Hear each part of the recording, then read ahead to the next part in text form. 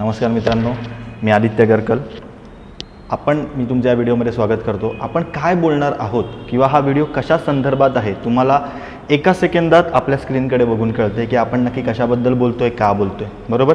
आपण काय करणार आहोत, PSI कायद्याची बॅच चालू करणार आहोत की जेणेकरून जो आपल्याला कायदा घटक आहे त्या कायदा घटकामध्ये जास्तीत जास्त मार्क मिळवण्यासाठी आपल्याला त्याचा फायदा होईल. मग आपण ही बॅच आत्ताच का सुरू करतोय, मी काही मुद्दे लिहून आणलेत बघा. आपण ह्या बॅच गरज काय आहे या बॅच चालू करायची किंवा मुलांनी तो अभ्यास आता करणं का गरजेचं आहे, कोणी करावी, त्यानंतर अप्रोच कसा असेल आपला, आपण कन्सेप्च्युअल क्लॅरिटी कशी ठेवणार, कसं डिसिप्लिन असणार, काय काय गोष्टी आपण ह्याच्यातनं देणार, ह्या सगळ्या गोष्टी आपण ह्या आपल्या ओरिएंटेशन लेक्चरमध्ये करणार. आणि आजच कुठलाही वेळ न दवडता आपण काय करणार आहोत, पेपरचे एका विश्लेषण करणार आहोत. बघा, मी आता हे काही जेवढे मुद्दे सांगितले ते आपल्याला परीक्षेच्या दृष्टीने, अभ्यासाच्या दृष्टीने तंतोतंत महत्त्वाचे आहेत. तेवढं आपलं प्री प्लॅनिंग असलंच पाहिजे. बघा, मी तुम्हाला काही मुद्दे सांगितलेत, त्या मुद्द्यांप्रमाणे काय आहे की आपल्याला ही बॅच किंवा आपल्याला आता PSIचा अभ्यास करण्याची गरज काय आहे. तर ह्याच्यासाठी दोन गोष्टी आहेत. त्या दोन गोष्टी कुठल्या? सगळ्यात पहिली गोष्ट म्हणजे आपल्याकडे कुठल्याही पूर्वपरीक्षेची तारीख आहे का, तर नक्कीच नाही. मग आपण आता काय करणं जास्तीत जास्त गरजेचं आहे, तर मुख्य परीक्षेचा थोडा अभ्यास करणं गरजेचं आहे की जेणेकरून ज्यावेळेस तुम्ही मुख्य परीक्षेला पात्र व्हाल त्यावेळेस तुमची काय होतील, जास्तीत जास्त रिव्हिजन होतील. आणि आता बघा, इथे मी रिव्हिजन हा शब्द वापरतोय. रिव्हिजन या शब्दाला अनन्यसाधारण महत्त्व आहे. पेपर सोपा गेला त्यानंतर पेपर कठीण गेला, याच्यामध्ये काय मॅटर करतं, ह्याच्यामध्ये एकच थिन लाईन आहे, ती म्हणजे तुमच्या रिव्हिजन कशा झाल्यात. मी अजिबात असं म्हणणार नाही की तुमच्या रिव्हिजन किती झाल्यात, कारण काय आहे, कदाचित एका विद्यार्थ्याला 2 वेळा वाचून लक्षात राहील, एका विद्यार्थ्याला 4 वेळा वाचून लक्षात राहील, एखाद्या विद्यार्थ्याला 5 वेळा वाचून लक्षात राहील. पण ते तेवढं क्वालिटीने वाचलं जात आहे का, ते तेवढं वारंवार वाचलं जात आहे का, ह्याच्यावरनं तुमचा काय ठरत असतो, पेपर सोपा की पेपर कठीण. ऑब्व्हियसली पेपर कठीण गेला तर आपला रिझल्ट काय होतो, थोडा लांबणीवर जातो किंवा आपण तेवढं सेफ फील करत नाही आपल्या मार्कांवर. पण जर पेपर सोपा गेला तर आपण काय म्हणतो की नाही बाबा ठीक आहे, मला स्कोर चांगला आहे, मला पोस्ट मिळणारच आहे. मग तुम्ही या पेपर सोप्याच्या कॅटेगरीमध्ये असलं पाहिजे, हे असं मला वाटतंय. ही एक महत्त्वाची गरज आहे. आणि दुसरी गरज कुठली आहे याच्यामध्ये, की तर बघा, आता काय झालेलं आहे, आपल्याला आयोगाने फिजिकल क्वालिफाय केलेलं आहे. म्हणजेच काय, फिजिकलचे मार्क कॅल्क्युलेटच होणार नाहीयेत. मग तुम्ही फिजिकलला 100 पैकी 100 मिळवा किंवा 100 पैकी जे बेसिक 60 मार्क आहेत ते तुम्ही मिळवा. पण आता ते फिजिकल क्वालिफाय झाल्यामुळे मुख्य परीक्षेच्या मार्कांना किंवा मुख्य परीक्षेच्या गुणांना एक अनन्यसाधारण महत्त्व आहे की जेणेकरून तुम्हाला जेवढे जास्त मुख्य परीक्षेमध्ये मार्क मिळतील तेवढे तुमची पोस्ट मिळण्याची काय होणार आहे, चान्सेस वाढणार आहेत. कारण तुम्हाला आता ते 100 मार्काचं वेटेज नाही आहे. कारण मी काही काही मुलं बघितलेत, मुख्य परीक्षेला साधारणतः 1 ते 2 मार्कांचा लीड असतो, अल्टिमेटली फिजिकलला 100 पैकी 100 घेतात, इंटरव्ह्यूला जास्तीत जास्त मार्क मिळतात 30-31 आणि अल्टिमेटली त्यांना पोस्ट मिळते. पण आता ते 100 मार्काचं वेटेज आहे ना, ते तुमच्या आमच्याकडे नाहीये. मग आता आपण काय करणं गरजेचं आहे, जास्तीत जास्त फोकस याच्यावर करणं गरजेचं आहे, मुख्य परीक्षेच्या मार्कांवर. अजून एक सुधारणा आपल्याकडे काय झालेली होती, तर बघा, मुख्य परीक्षांच्या मार्कांना आधी किती होती मुख्य परीक्षा, 200 मार्कांसाठी. आता ती किती झालेली आहे, 400 मार्कांसाठी. मग ह्याच्यात काय बदललंय का, तर काहीही बदललेलं नाहीये. फक्त 1च्या ऐवजी 2 केलंय, बस, बाकी काहीच नाही. जर इथे तुम्हाला 125ला कट ऑफ लागत होती, तर म्हणजे जेव्हा फिजिकल क्वालिफाईंग होतं तेव्हा, तर ती कट ऑफ इथे कशी जाणार आहे, 250 प्लस जाणार आहे. हे असंच होणार आहे, कारण ह्याच्यामध्ये काहीच बदलणार नाही. जर तुमच्या इथे चुकीच्या मार्कांसाठी 0.25 कॅल्क्युलेट व्हायचे, तर इथे तुमचे काय होणार आहे, 0.50 कॅल्क्युलेट होणार आहे. काही काही ठिकाणी आपल्याला मिसगाईड केलं जातंय की नाही, आता 200च्या ऐवजी 400 मार्कांना पेपर झालेले आहे म्हणजे काहीतरी फार बदललंय. काहीही बदललेलं नाही आहे. जे 200 होतं फक्त आता त्याला 2ने गुणायचं, ते 400ला तुम्हाला तिथे लागू होणार आहे. 0.25चं निगेटिव्ह होतं तर 1/4 प्रमाणे आता 0.50चं निगेटिव्ह होणार आहे. याच्यामध्ये काडी मात्र फरक नाही. पण ह्या सुधारणेमुळे काय होणार आहे, म्हणजेच फिजिकल क्वालिफाय झाल्यामुळे किंवा हे मार्क वाढल्यामुळे आता काय होणार आहे, आपली जी कट ऑफ आहे ती 100% वाढणार, कंपल्सरी वाढणार. का? कारण अधिक आयोग काय करायचं, मुख्य परीक्षा झाल्यानंतर फिजिकलसाठी काही XYZ पटीमध्ये मुलांना क्वालिफाय करायचं. आयोगालाही माहिती होतं किंवा ते रिझल्टमधनं वेळोवेळी आपल्यालाही कळत होतं की सगळेच मुलं मुख्य परीक्षेच्या वेळेस, मुख्य परीक्षा पास झाल्यानंतर फिजिकलच्या वेळेस तिथे हजर होत आहेत का, तर नक्कीच नाही. पण हे काय करत होते, मुख्य परीक्षेची कट ऑफ वाढवून ठेवत होते. बरोबर. आणि आता तर असं आहे की तो 100 मार्काचा वेटेज नसल्यामुळे ऑब्व्हियसली ही तुम्हाला मुख्य परीक्षांचे गुण जेवढे जास्त तेवढे तुम्ही पोस्टच्या जवळ, हे सूत्र तुम्हाला इथे कळालं पाहिजे. म्हणूनच या बॅचची ही सध्या आपल्याला गरज आहे किंवा कायद्याचा अभ्यास करण्याची ही आपल्याला गरज आहे. त्यानंतर बॅच कोणी करावी, हा माझा दुसरा पॉईंट होता. बघा, कधी कधी मुलांना थोडंफार एक संभ्रम असतो की मी बॅच म्हणजे मी राज्यसेवेचा अभ्यास करतोय, मी ही बॅच करू का, माझं STI फोकस आहे मी ती बॅच करू का, माझं PSI फोकस आहे पण मी रिझल्ट लागल्यावर अभ्यास करीन वगैरे वगैरे वगैरे वगैरे. म्हणजेच काय थोडक्यात बॅच म्हणजे काय, आपण अभ्यास करतो एखाद्या गोष्टीचा. तुम्हाला तो अभ्यास आजही करायचा आहे, तो अभ्यास उद्याही करायचा आहे. तुम्ही जेवढा लवकर कराल तेवढा तुमच्या रिव्हिजन जास्त चांगल्या बसतील. बघा आपल्याला वेगळं काही करायचं नाहीये, 5-6 नव्याने गोष्टी वाचायच्या आहेत का, तर नक्कीच नाही. आपल्या काही ठराविक गोष्टी जास्तीत जास्त वेळा वाचायच्यात. आणि आपल्याकडे जे एक वाक्य आहे, आपण जे खूप पहिल्यापासून ऐकतो की एकच गोष्ट जेव्हा आपण 100 वेळा करतो तेव्हा ती जास्त चांगली लक्षात राहते. सेम लॉजिक तुमचं इथे सुद्धा लागू होईल. आणि कोणी करावी मध्ये एकच मी तुम्हाला सांगतो, ह्या PSI मध्ये आपल्याला फक्त 4 कायदे जे आहेत, म्हणजे IPC, CRPC, एव्हिडन्स ऍक्ट आणि त्यानंतर महाराष्ट्र पोलीस अधिनियम, हेच कायदे फक्त PSI ओरिएंटेड आहेत. परंतु बाकीचे सगळे कायदे तुम्हाला राज्यसेवेला पण आहेत, तुम्हाला वेगवेगळ्या कुठल्याही XYZ कंबाईनच्या वेगवेगळ्या परीक्षांना सुद्धा ते बघायला मिळतात. RTIचा कायदा सगळीकडे आहे, लोकसेवा अधिनियम सगळीकडे आहे. राज्यसेवेला तर याच्या बाबतीमधले नागरी हक्क संरक्षण अधिनियम, SC/ST अत्याचारास प्रतिबंध अधिनियम, मानवी हक्क संरक्षण अधिनियम, बरोबर, हे सगळे कायदे सुद्धा आपल्याला बघायला मिळतात. म्हणजेच काय, तुम्हाला या कायद्यांचा फायदा सर्व ठिकाणी होऊ शकतो, बरोबर. त्यामुळे ज्याला कोणाला राज्यसेवेचा अभ्यास करायचा आहे, कायद्याचा अभ्यास करावा लागणार. PSI ओरिएंटेड करायचं आहे, कंपल्सरी हे करावं लागणार. त्यामुळे हे सर्वजण तुम्ही करू शकतात. दुसरा मुद्दा याच्यामध्ये, मी पास झाल्यावर अभ्यास करेन, मी स्कोर आल्यावर अभ्यास करेन, हे फार चुकीचं तत्व आहे. का, कधी ना कधीतरी करायचंच आहे. स्कोर आल्यावर तुम्ही अभ्यास करणार, तेव्हा तुम्हाला वेगवेगळे घटक बघायला मिळतील. तुम्हाला मराठी पण वाचायचं आहे, इंग्लिश पण वाचायचं आहे, कायदे पण वाचायचे आहे, कायद्यामध्ये वेगवेगळे 4 मोठे कायदे पण वाचायचे, बाकीचे काही छोटे कायदे पण वाचायचे. तुम्ही जर हे एकाच वेळेस करायला गेलं ना, तुम्हाला कुठेतरी प्रेशर फील होईल. आणि प्रेशर फील झाल्यावर तुम्हाला असं वाटत असेल की मी फक्त अभ्यास करतोय, तुम्हाला वाटत असेल मी वाचतोय, पण ते तुमचं फक्त वाचन असेल. तुम्हाला ते लक्षात राहत असतील की नाही हे आपण सांगू शकत नाही. आणि याच्यामुळे कदाचित रिझल्ट काय होऊ शकतो, तो चुकीचा येऊ शकतो. मग हे टाळण्यासाठी आपण प्रत्येक गोष्टीची तयारी ही आधीच केली पाहिजे. मग तो कुठलाही घटक असतो मुख्य परीक्षेचा, कायदे असो, मराठी इंग्लिश असो, जे काही असेल ते. पण मी कायद्याच्या बाबतीत बोलतोय, तर माझं असं 100% मत राहील की तुम्ही जेवढं लवकरात लवकर कराल तेवढा तुम्हाला नंतर फायदा होईल. तुम्ही पॅनिक फील नाही करणार. आणि ज्यावेळेस इतर मुलं मुख्य परीक्षांचे रिझल्ट लागल्यानंतर, पूर्वपरीक्षेचा रिझल्ट लागल्यानंतर, पूर्वपरीक्षेचा स्कोर आल्यानंतर जेव्हा ते अभ्यासाला लागतील तेव्हा तुम्ही रिव्हिजन करत असाल. कळतंय, आपल्याकडे ते 1-2 महिने, 3-4 महिने जे काही असेल ते त्याचा आधीचा आपल्याला काय मिळेल, ॲडव्हान्टेज मिळेल, बरोबर. हा तुमचं झालं कोणी करावी याचं उत्तर. आता तिसरा माझ्याकडचा पॉईंट होता की अप्रोच कसा असेल. आपल्या या परीक्षेमध्ये आपल्याला आयोगाने आत्तापर्यंत वेळोवेळी परीक्षा घेतलेल्या आहेत, वेळोवेळी त्यांचा एक स्ट्रक्चर सांगितलेला आहे, सिलेबस अवेलेबल करून दिलेला आहे. याच्या बाहेर आपला अप्रोच काहीच असणार नाही, बरोबर. जर आयोग सांगताय तुम्हाला IPC माहिती पाहिजे, तर तुम्हाला IPC माहिती पाहिजेच, बरोबर. कोणी असं म्हणूच शकत नाही की IPC मधली फक्त हे 50 कलम महत्वाचे आहेत, बाकीचे कलम महत्वाची नाही आहेत, ते तुम्ही वाचूच नका.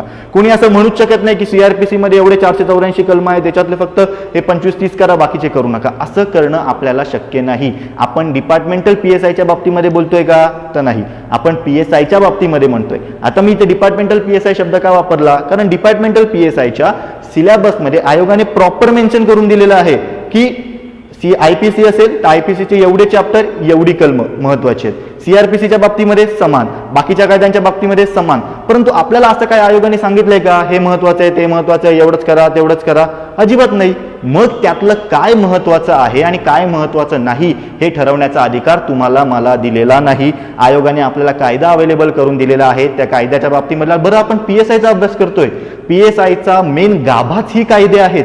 मग या कायद्यांची इत्यंभूत माहिती तुम्हाला असणं तिथे कंपल्सरी गरजेचं आहे.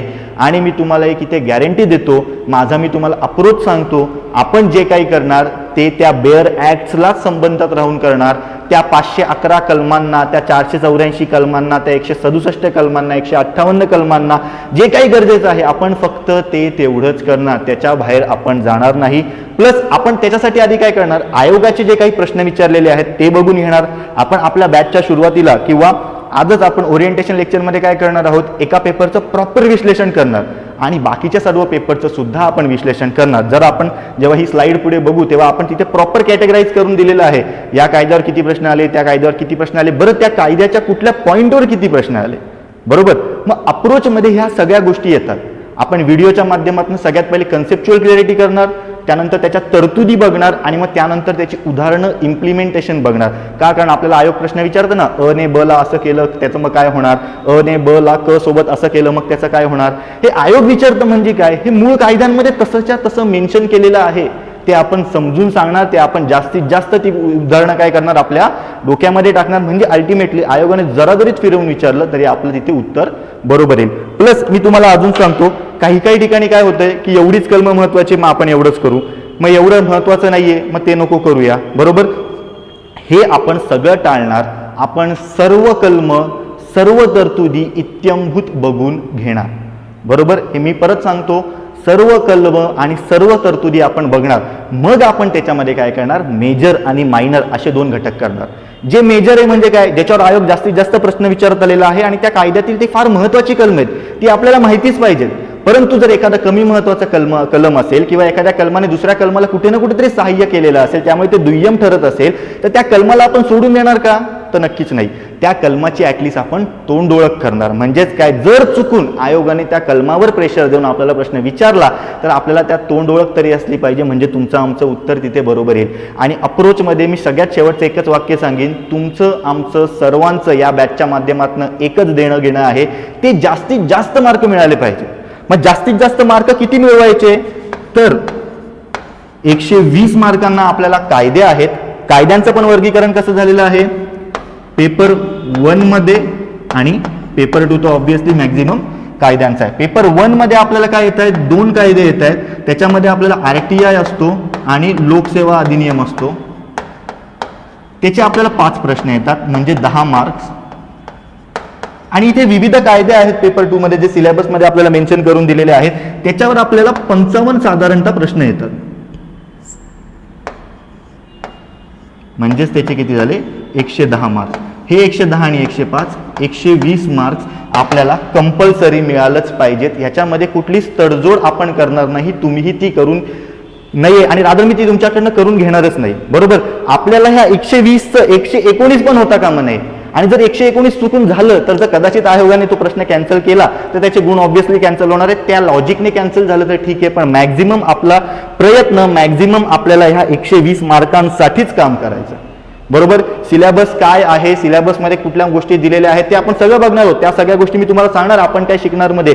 पण आपला अप्रोच असा रिझल्ट ओरिएंटेड असणार आहे, इंटरडिसिप्लिनरी अप्रोच असणार आहे, किंवा आपण असं म्हणू शकतो जे आयोगाने सांगितलेलं आहे तेच प्रमाण मानून आपण इतर कुठल्याही गोष्टीला थारा न देता आयोगाने सांगितलंय हे आहे तर हेच आहे, आणि कायद्यांना, ते पण मूळ कायद्यांना प्रमाण मानून आपण काय करणार आहे, आपल्या बॅचमध्ये आपण अप्रोच ठेवणार आहे. पुढचा प्रश्न कन्सेप्ट क्लॅरिटी. माझा पुढचा टॉपिक आहे माझ्याकडचा कन्सेप्ट क्लॅरिटी. आपण कुठलाही मुद्दा शिकवताना आधी त्याची कन्सेप्ट क्लिअर करून घेणार. का? कारण आयोग काय करतं, त्या कायद्यांचा जो काही बेसिक अर्थ आपल्याला समजतो ना, त्याच्यामध्ये काहीतरी शब्द बदल करताना आपल्याला प्रश्न विचारतं. मग आपण काय करतो, कधी कधी घोकंपट्टीसारखे कायदेच पाठ करून घेतो, कलमच पाठ करून घेतो, हे असं आहे ते तसं आहे, ते तसं आहे ते तसं आहे. आयोगाने फक्त शब्द फिरवले ना आपली धांदल उडते. आणि आपल्याला हे प्रश्न 1 तासात सोडवायचे. पेपर 1 1 तासाचा आहे, पेपर 2 1 तासाचा आहे. त्या 1 तासामध्ये आपण एवढं शार्प असलं पाहिजे. ते शार्प असण्यासाठी आपल्या तेवढ्या चांगल्या रिव्हिजन असल्या पाहिजेत. तेवढ्या चांगल्या रिव्हिजन असण्यासाठी तेवढ्या चांगल्या आपल्या कन्सेप्ट क्लिअर असणं गरजेचं आहे. आणि त्या सर्व कन्सेप्ट आपण चांगल्याच पद्धतीने तिथे क्लिअर करून घेणार. त्यानंतर मी तुम्हाला हेही सांगतो, माझ्याकडचं हे ऑब्व्हियसली आता याच्यात काही मोठी गोष्ट नाही. मी जर हे आज इथे बॅच सांगतोय तर मी तुम्हाला ते तेवढं सांगायला, तेवढ्या चांगल्या क्वालिटीने सांगायला 100% जबाबदार आहे. उद्या उठून जेव्हा मी एखादं लेक्चर करतो आणि त्यानंतर माझ्या डोक्यात ते लेक्चर फिरत असतं की अरे आपण असं बोललो, तसं बोललो, तसं बोललो, तसं बोललो. जर मला थोडा जरी डाऊट आला ना, अरे आपण हा मुद्दा सांगायचा राहिला, आपण ते लेक्चर पुन्हा नव्याने तयार करतो आणि अल्टिमेटली क्वालिटीच पुढे पाठवतो. असं ऑब्व्हियसली फार कमी होतं, परंतु तुमच्यापर्यंत येणारा प्रत्येक व्हिडिओ हा आपण म्हणू शकतो एक प्रकारे परिपूर्ण असेल. त्याच्या बाहेर मी तुम्हाला गॅरंटीने सांगतो काहीच तुम्हाला दुसरं करायची गरज लागणार नाही. प्लस आपण कन्सेप्ट नुसत्या क्लिअर करणार का, तर नक्कीच करणार, परंतु त्याच्यासोबत आपण काय करणार आहेत, ही सगळी कलम पाठ कशी करायची, ही सगळी कलम लक्षात कशी ठरवायची, याच्या तुम्हाला मी ट्रिक्स सांगणार. तुम्हाला त्या ट्रिक्स असतील, ज्या काही वेगवेगळ्या नोट्स असतील, किंवा मला एखादा मुद्दा सांगावा वाटला की हा मुद्दा असा लक्षात ठेवा, म्हणजे काय IPCचं समजा 354 आहे, त्याच्यामध्ये ABCD आहे, ती कशी लक्षात ठेवायची ती आपण ट्रिकच्या माध्यमातून सांगणार. त्यानंतर महाराष्ट्र पोलीस अधिनियममध्ये 22 हे जे कलम आहे त्याच्यामध्ये वेगवेगळ्या तरतुदी दिलेल्या आहेत, ते कसे लक्षात ठेवायचे ते मी तुम्हाला सांगणार.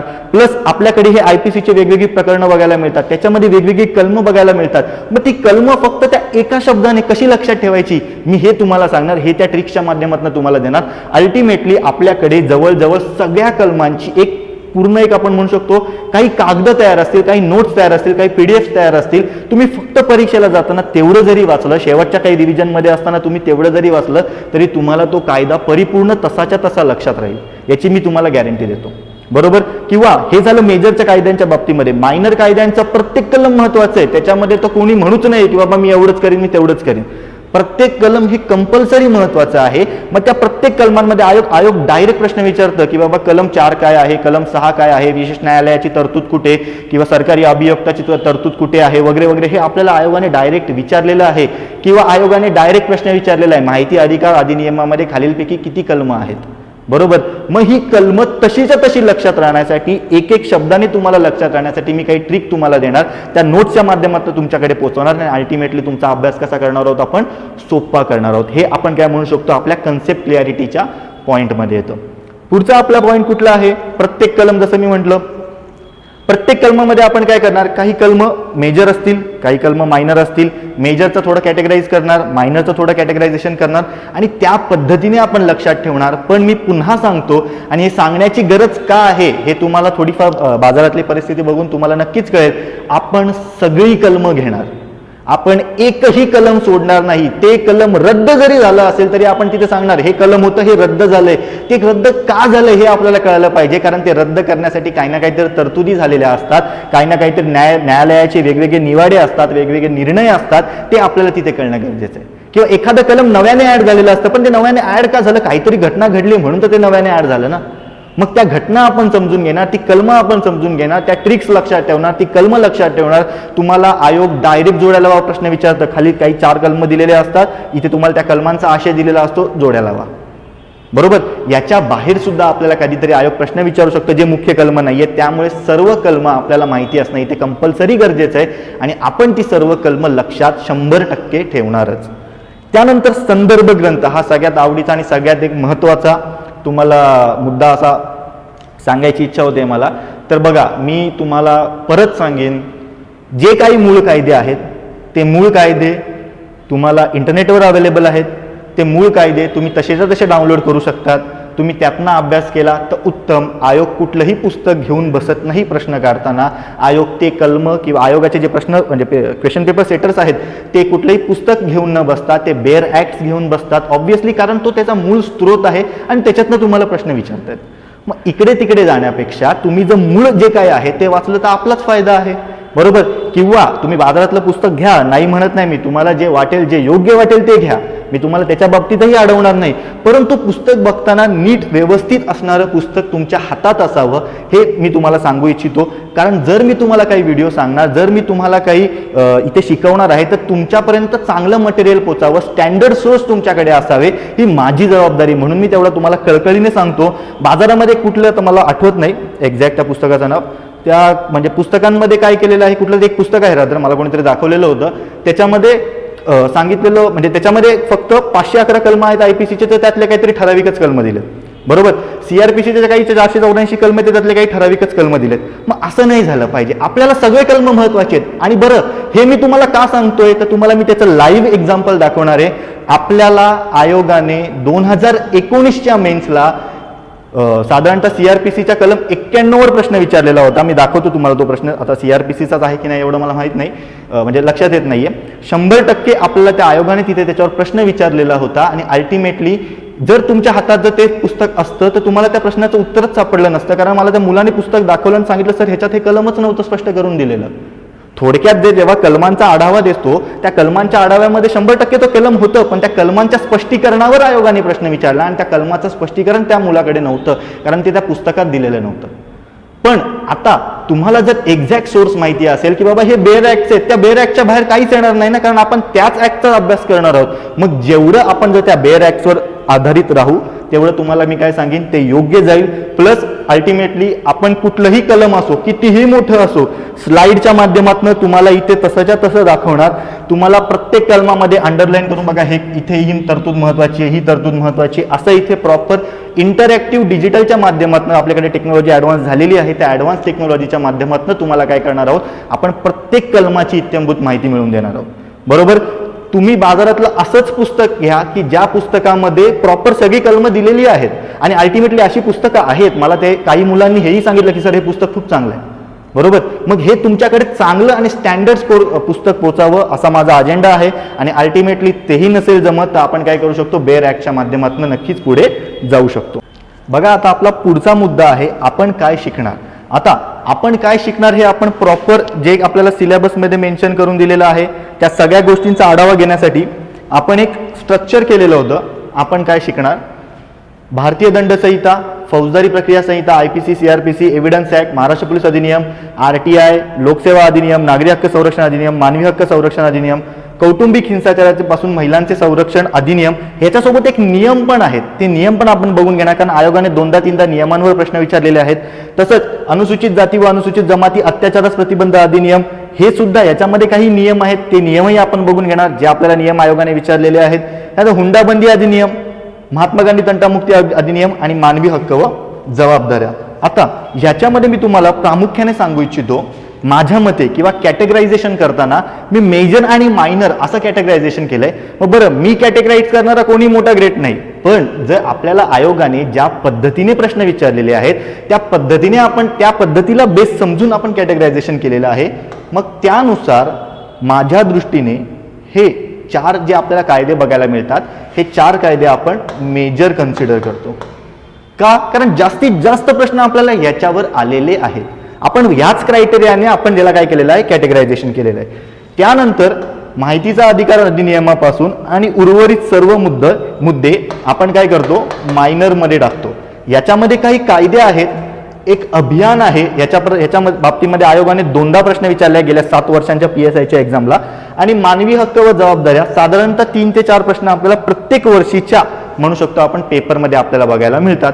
याच्या बाबतीमधले हे जे काही कलम आहेत, हे जे काही कायदे आहेत, या कायद्यांच्या बाबतीमधला सगळ्या गोष्टी आपण काय करणार आहोत, समजून घेणार आहोत. सगळ्या गोष्टी आपण आपल्या बॅचच्या माध्यमातून कव्हर करणार आहोत. त्यानंतर आता हे कव्हर करणार, जसं मी म्हटलं, मग कसं कव्हर करणार किंवा कुठल्या पॉईंटवर किती प्रश्न आलेले आहेत त्याच्यासाठी आपण गतवर्षांचा काही आढावा घेतलेला आहे. 2012 ते 2019 मध्ये PSI पदाच्या ज्या 7 परीक्षा झाल्या, या 7ही परीक्षांचं आपण थोडं क्लासिफिकेशन केलंय, त्याचं बायफर्गेशन केलेलं आहे. याचा फायदा आपल्याला काय होईल, भविष्यातला आपला जो काही PSIचा मेन्सचा पेपर आहे त्याच्या अभ्यासासाठी होईल आणि अल्टिमेटली त्याचं आपण कॅटेगरायझेशन करू शकतो, आपला एक प्लॅन आखू शकतो. बरोबर. मग जेव्हा आपण 12 पासून बघतो, 12ला IPC, CRPC, एव्हिडन्सवर प्रश्नच नाही, कारण तो मुद्दा सिलेबसमध्येच नाहीये. मुख्य परीक्षेला आपल्याला आयोग सिलेबसमध्ये नमूद केलेल्या कुठल्याही गोष्टीवर प्रश्न विचारू शकतो, पण जर एखादा मुद्दा सिलेबसमध्ये नसेल तर आपल्याला आयोग त्याच्यावर प्रश्न 100% विचारत नाही. बरोबर. त्यानंतर आपण काय बघतोय, 13ला IPC, CRPC वगैरे ऍड झालेले आहेत, 14ला पण त्याच कॅटेगरायझेशनमध्ये प्रश्न आलेले आहेत.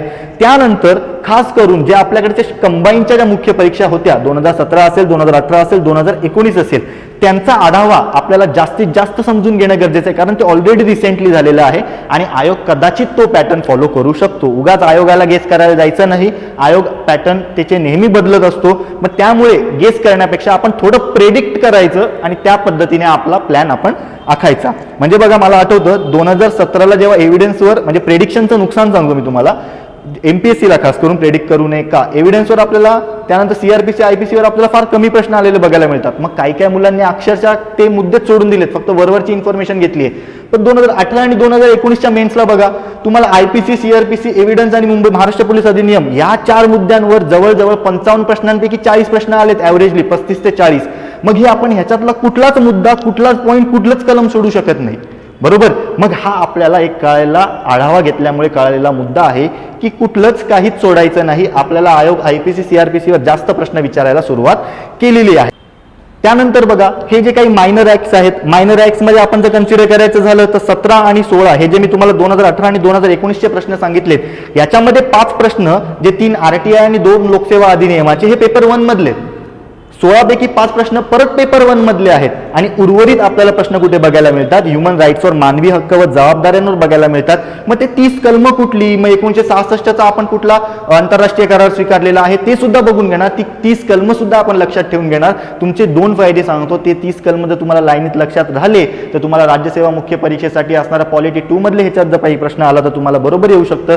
HRDच्या बाबतीमधलं जर तुम्हाला जे 30 कलमांवर जे आपल्याला जो टॉपिक आहे त्याच्यावर जर काही प्रश्न आले तर तेही तुमचे बरोबर येऊ शकतात. बरोबर, म्हणजेच काय आपला आपण म्हणतो MPSCचा अभ्यास कसा आहे, एकमेकांना कनेक्टेड आहे.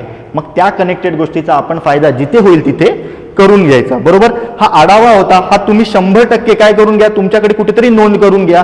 हे मी माझ्या पद्धतीने काय केलेलं आहे, बायफर्गेशन केलेलं आहे. कुठला मुद्दा कदाचित इकडे तिकडे होऊ शकतो, 7चं 6 होऊ शकतं, कारण कदाचित मी एक प्रश्न जर या क्रायटेरियामध्ये टाकत असेल, दुसरा एखादा व्यक्ती तो प्रश्न दुसऱ्या क्रायटेरियामध्ये टाकत असेल. बरोबर, मग ते सगळं न बघता हे जे काही आपण ढोबळ केलेलं आहे, प्रॉपर कागद पेन घेऊन हे तुम्हीही करणं गरजेचं आहे. याची नोंद तुमच्याजवळ असणं गरजेचं आहे.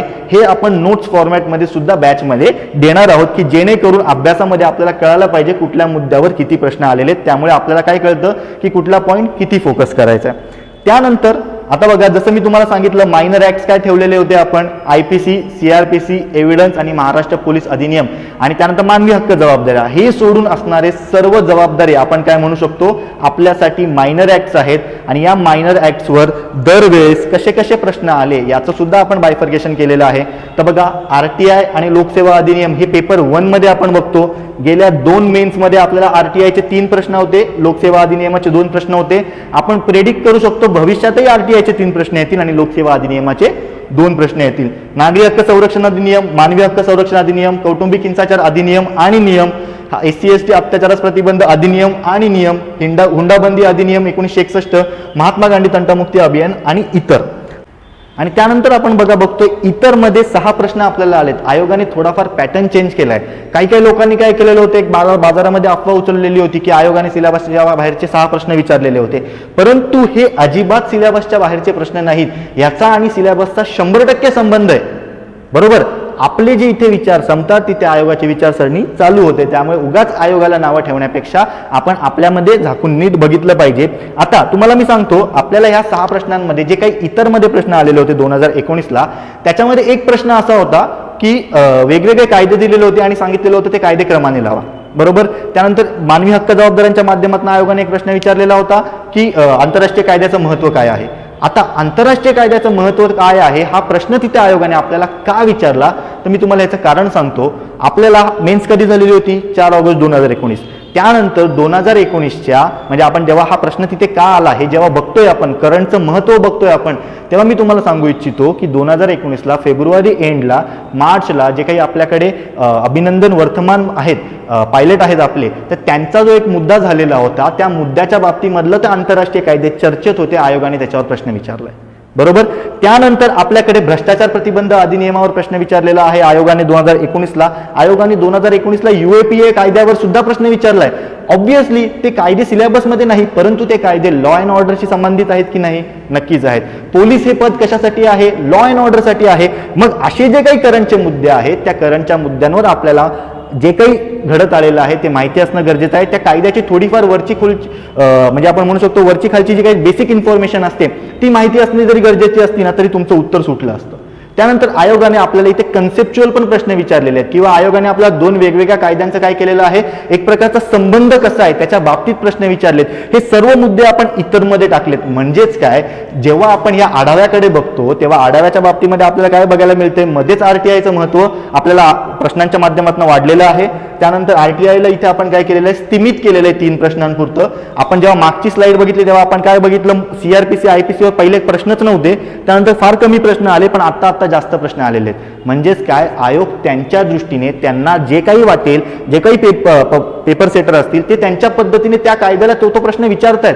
आपण ते किती प्रश्न विचारतील त्यानुसार अभ्यास करण्यापेक्षा आपण आपला सगळाच अभ्यास करायचा. मग प्रश्न कुठल्याही कायद्यावर येऊ दे, कसाही येऊ दे, कुठल्याही कलमावर येऊ दे. बरोबर, आपण ह्या अजेंडाच्या माध्यमातून इथे जाणार आहोत. जसं मी तुम्हाला सांगितलेलं होतं की तो मागच्या स्लाइड मधल्या ज्या काही बेसिक तरतुदी आहेत त्या सुद्धा तुम्ही नोंद करून घ्या.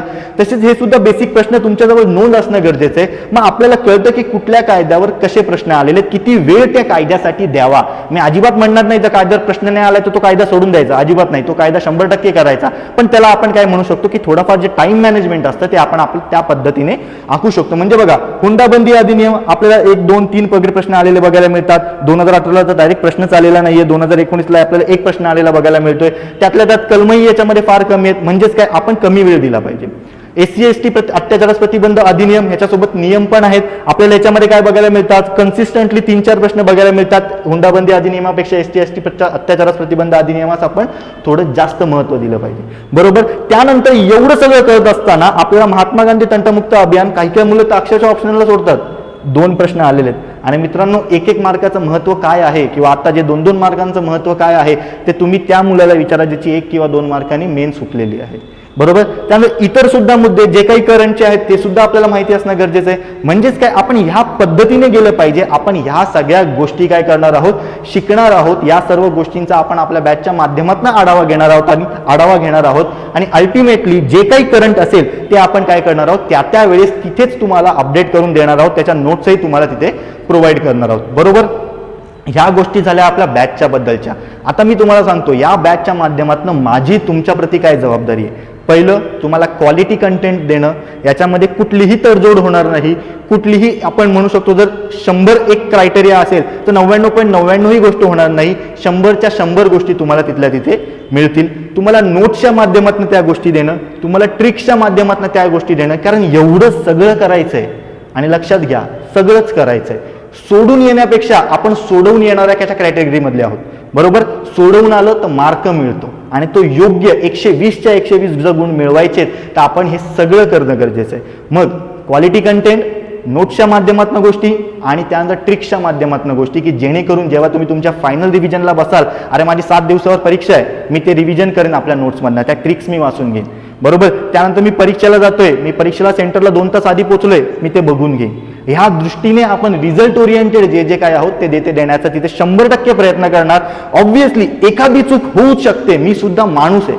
बरोबर. पण ती चूक मला लगेच कळेल, कारण ऑब्व्हियसली मी ते लेक्चर आठवतो, ते लेक्चर बघतो, ते व्हिडिओ बघतो आणि त्यानंतरच ते तुमच्यापर्यंत येतात. जर मला त्याच्यामध्ये काही चूक दिसली, मी लगेच तिथल्या तिथे काय करणार, सुधरवणार आणि तुमच्याकडे क्वालिटी कंटेंटच पोहोचवणार. ही याच्यासाठी मी तुम्हाला जबाबदार बांधील आहे. प्लस त्यानंतर तुमचे तर काही डाऊट्स असतील, तुम्ही ते डाऊट्स मला विचारू शकतात. तुमचे ते म्हणजे परीक्षेच्या बाबतीमधले, सिलेबसच्या बाबतीमधले डाऊट त्याच वेळेस उत्तर देण्यासाठी मी तिथे तुम्हाला पुन्हा बांधील आहे. तुम्हाला मी अजिबात असं सांगणार नाही, आज सांगतो, उद्या सांगतो, 2 दिवस सांगतो आणि ते पाईलअप करून ठेवायचं अजिबात नाही.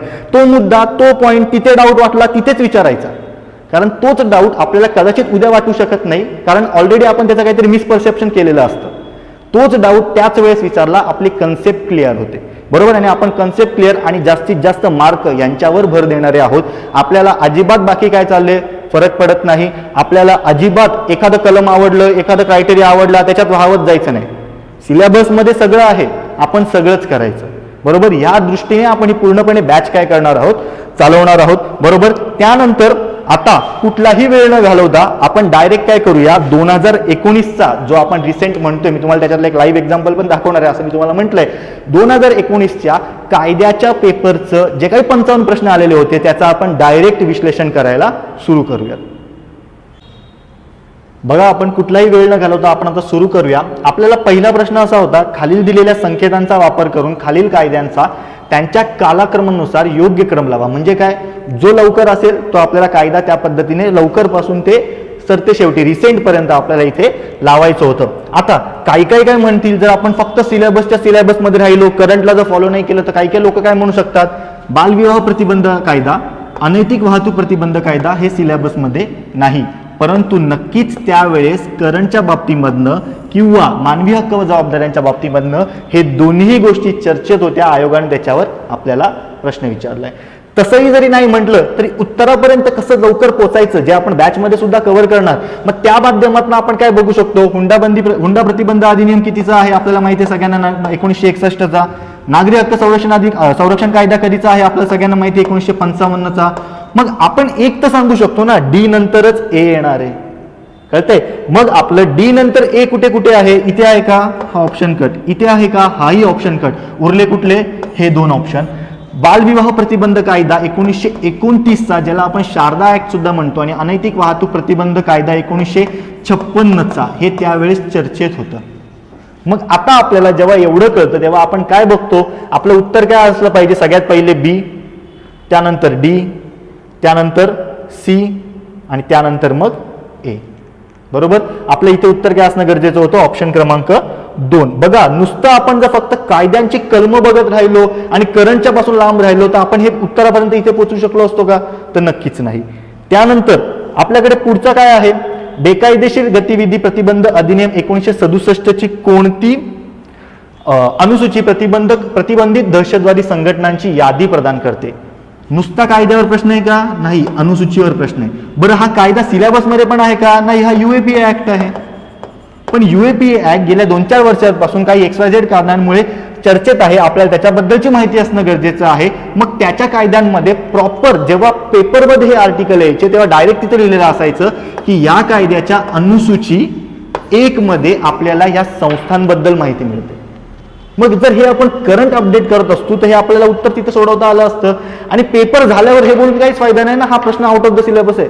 आपल्याला तर 1 तासामध्ये याचं उत्तर शोधायचंय. मग त्याच्यासाठी जेवढे शक्य ते प्रयत्न आहेत ते आपण इथे कंपल्सरी केले पाहिजे. ऑब्व्हियसली आपण अदर क्रायटेरियामध्ये टाकलेला होता, थोडासा बाहेरचा प्रश्न आलाय, पण पोलीस आहेत, पोलिसांसाठीची परीक्षा आहे, लॉ अँड ऑर्डर सांभाळणं ही पोलिसांची जबाबदारी आहे. त्याच्याशी करंट अफेअरमध्ये जे काही होतं ते आपल्याला माहिती असणं इथे कंपल्सरी गरजेचं आहे. हा प्रश्न आपण थोडा आपण म्हणू शकतो ह्युमन राईट्समध्ये टाकलाय, मानवी हक्क व जबाबदाऱ्यांमध्ये टाकलाय. भारतीय राज्यघटनेच्या अनुच्छेद डॅश खाली प्रत्येक नागरिकास न्याय मिळवण्याची संधी देणे व आर्थिक किंवा कोणत्याही परिस्थितीत ती नाकारली जाऊ नये याची हमी देणे हे राज्याचे कार्य आहे. बरोबर, मग म्हणजेच काय, टेक्निकली फ्री लिगल एड वगैरे आपण कन्सिडर करतो आर्टिकल 39A च्या माध्यमातून. बरोबर, 39 मध्ये जवळजवळ आपल्याला F पर्यंतच्या तरतुदी दिलेल्या आहेत विविध घटकांसाठीच्या. आपण 51 मध्ये काय बघतो, आंतरराष्ट्रीय गोष्टी बघतो. आंतरराष्ट्रीय कायद्यासाठी केंद्र सरकारचा कायदा करत असेल तर त्याच्या बाबतीतल्या तरतुदी असतात. त्यानंतर 51A मध्ये आपण फंडामेंटल ड्युटीज बघतो. आपल्याला बाकीचं सगळं सोडून द्या, हे 2 जरी कट झाले एवढं माहिती असतं. 39 मध्ये आपल्याला फ्री लिगल एड किंवा लिगल एडच्या बाबतीमधली कुठलीही तरतूद नाहीये हे जरी कळलं असतं तरी आपण ह्या उत्तरापर्यंत इथे पोहोचू शकलो असतो. ते आपल्याला 1 मार्क तिथे त्यावेळेस आणि आता भविष्यातले 2 मार्क मिळाले असते. त्यानंतर बघा, विश्लेषणाच्या माध्यमातून आपला पुढचा प्रश्न आहे, अनुसूचित जाती आणि अनुसूचित जमाती अत्याचारांचे निवारण. आता इथे तुम्हाला अत्याचारास प्रतिबंध असतो, अत्याचारांचे निवारण असं असे वेगवेगळे शब्द ते वापरत असतात. अधिनियम 1989च्या कोणत्या कलमांअंतर्गत विशेष न्यायालयाची तरतूद केलेली आहे. आता हे आपल्याला SC/ST प्रिव्हेन्शन ऍक्ट जो आहे त्याच्या डायरेक्ट कलम 14 मध्ये ह्या नावाची तरतूद बघायला मिळते. म्हणजेच काय, हा आता नुसता प्रश्न SC/ST ऍक्टला ओरिएंटेशन नाहीये, पण इन डेप्थ काय झालेला आहे, कलमांवर आधारित प्रश्न आहे. आपल्याला सगळे कलम, जसं मी म्हटलं मायनर ऍक्टचे सगळे कलम लक्षात ठेवायचे. जे SC/ST ऍक्टला 23 कलम तर 23च्या 23 लक्षात ठेवायचे आपल्याला. मग ते कसे लक्षात ठेवायचे त्याची एक ट्रिक आपण त्या बॅचच्या माध्यमातून देणार आहोत. ते जेव्हा आपल्याला कळेल तेव्हा आपल्याला हे सगळे कलम लक्षात ठेवणं काहीच कठीण जाणार नाही, कारण बघा आयोगाने डायरेक्ट तिथे कलमांवर प्रश्न विचारलेला आहे. त्यानंतर आपण पुढचा प्रश्न काय बघतोय, शिक्षणाचा अधिकार हा मूलभूत अधिकार म्हणून यावर्षी देण्यात आला. आता आपल्याला सगळ्यांना माहिती आहे 86वी घटना दुरुस्ती 2002 ने राज्यघटनेमध्ये कलम 21A टाकलं. मग 21A मध्ये काय केलेलं आहे, आपण मोफत आणि सक्तीच्या शिक्षणाचा अधिकार दिलेला आहे. ते राज्य सरकारचं कर्तव्य, केंद्र सरकारचं कर्तव्य समोरती सूचित असल्यामुळे या गोष्टी दिलेल्या आहेत. मग आपल्याला एवढं माहिती पाहिजे ना 2002च्या या गोष्टीने झालेलं आहे.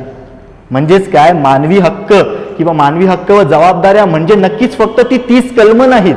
त्या 30 कलमांच्या आजूबाजूला जे काय आहे प्लस त्या 30 कलमांचं भारतामध्ये कसा आश्रय झालाय किंवा भारताच्या सरकारने वेगवेगळ्या आतापर्यंत झालेल्या कसं त्याचं इम्प्लिमेंटेशन केलं याच्यावरही आयोगाने आपल्याला प्रश्न विचारलेत. उद्या उठून इथे डायरेक्ट विचारू शकतात सर्व शिक्षा अभियान कधी सुरू झाले. बरोबर, उद्या उठून इथे डायरेक्ट विचारू शकतात नवीन शिक्षण पॉलिसी काय आहे जी 2020 ची आहे. मग त्या सुद्धा करंटच्या गोष्टी ज्या काही मानवी हक्क व जबाबदाऱ्यांच्या माध्यमातून आहेत त्या सुद्धा आपण इथे कव्हर करणार.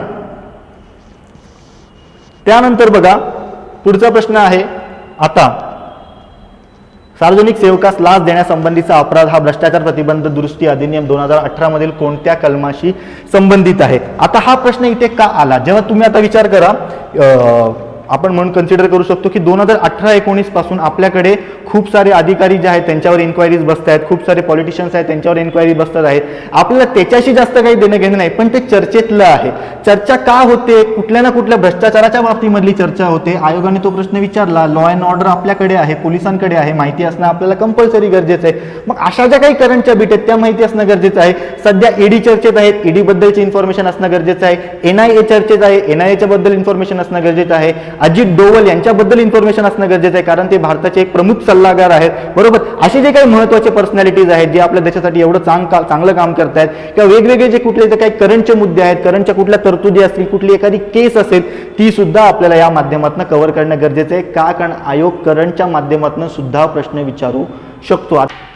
आणि बघा मित्रांनो, आपल्याला आयोगाने हा अशा इतर घटकांवर सुद्धा प्रश्न विचारले, पण हे त्यावेळेस चर्चेत आहेत, जे मी पुन्हा पुन्हा सांगतोय.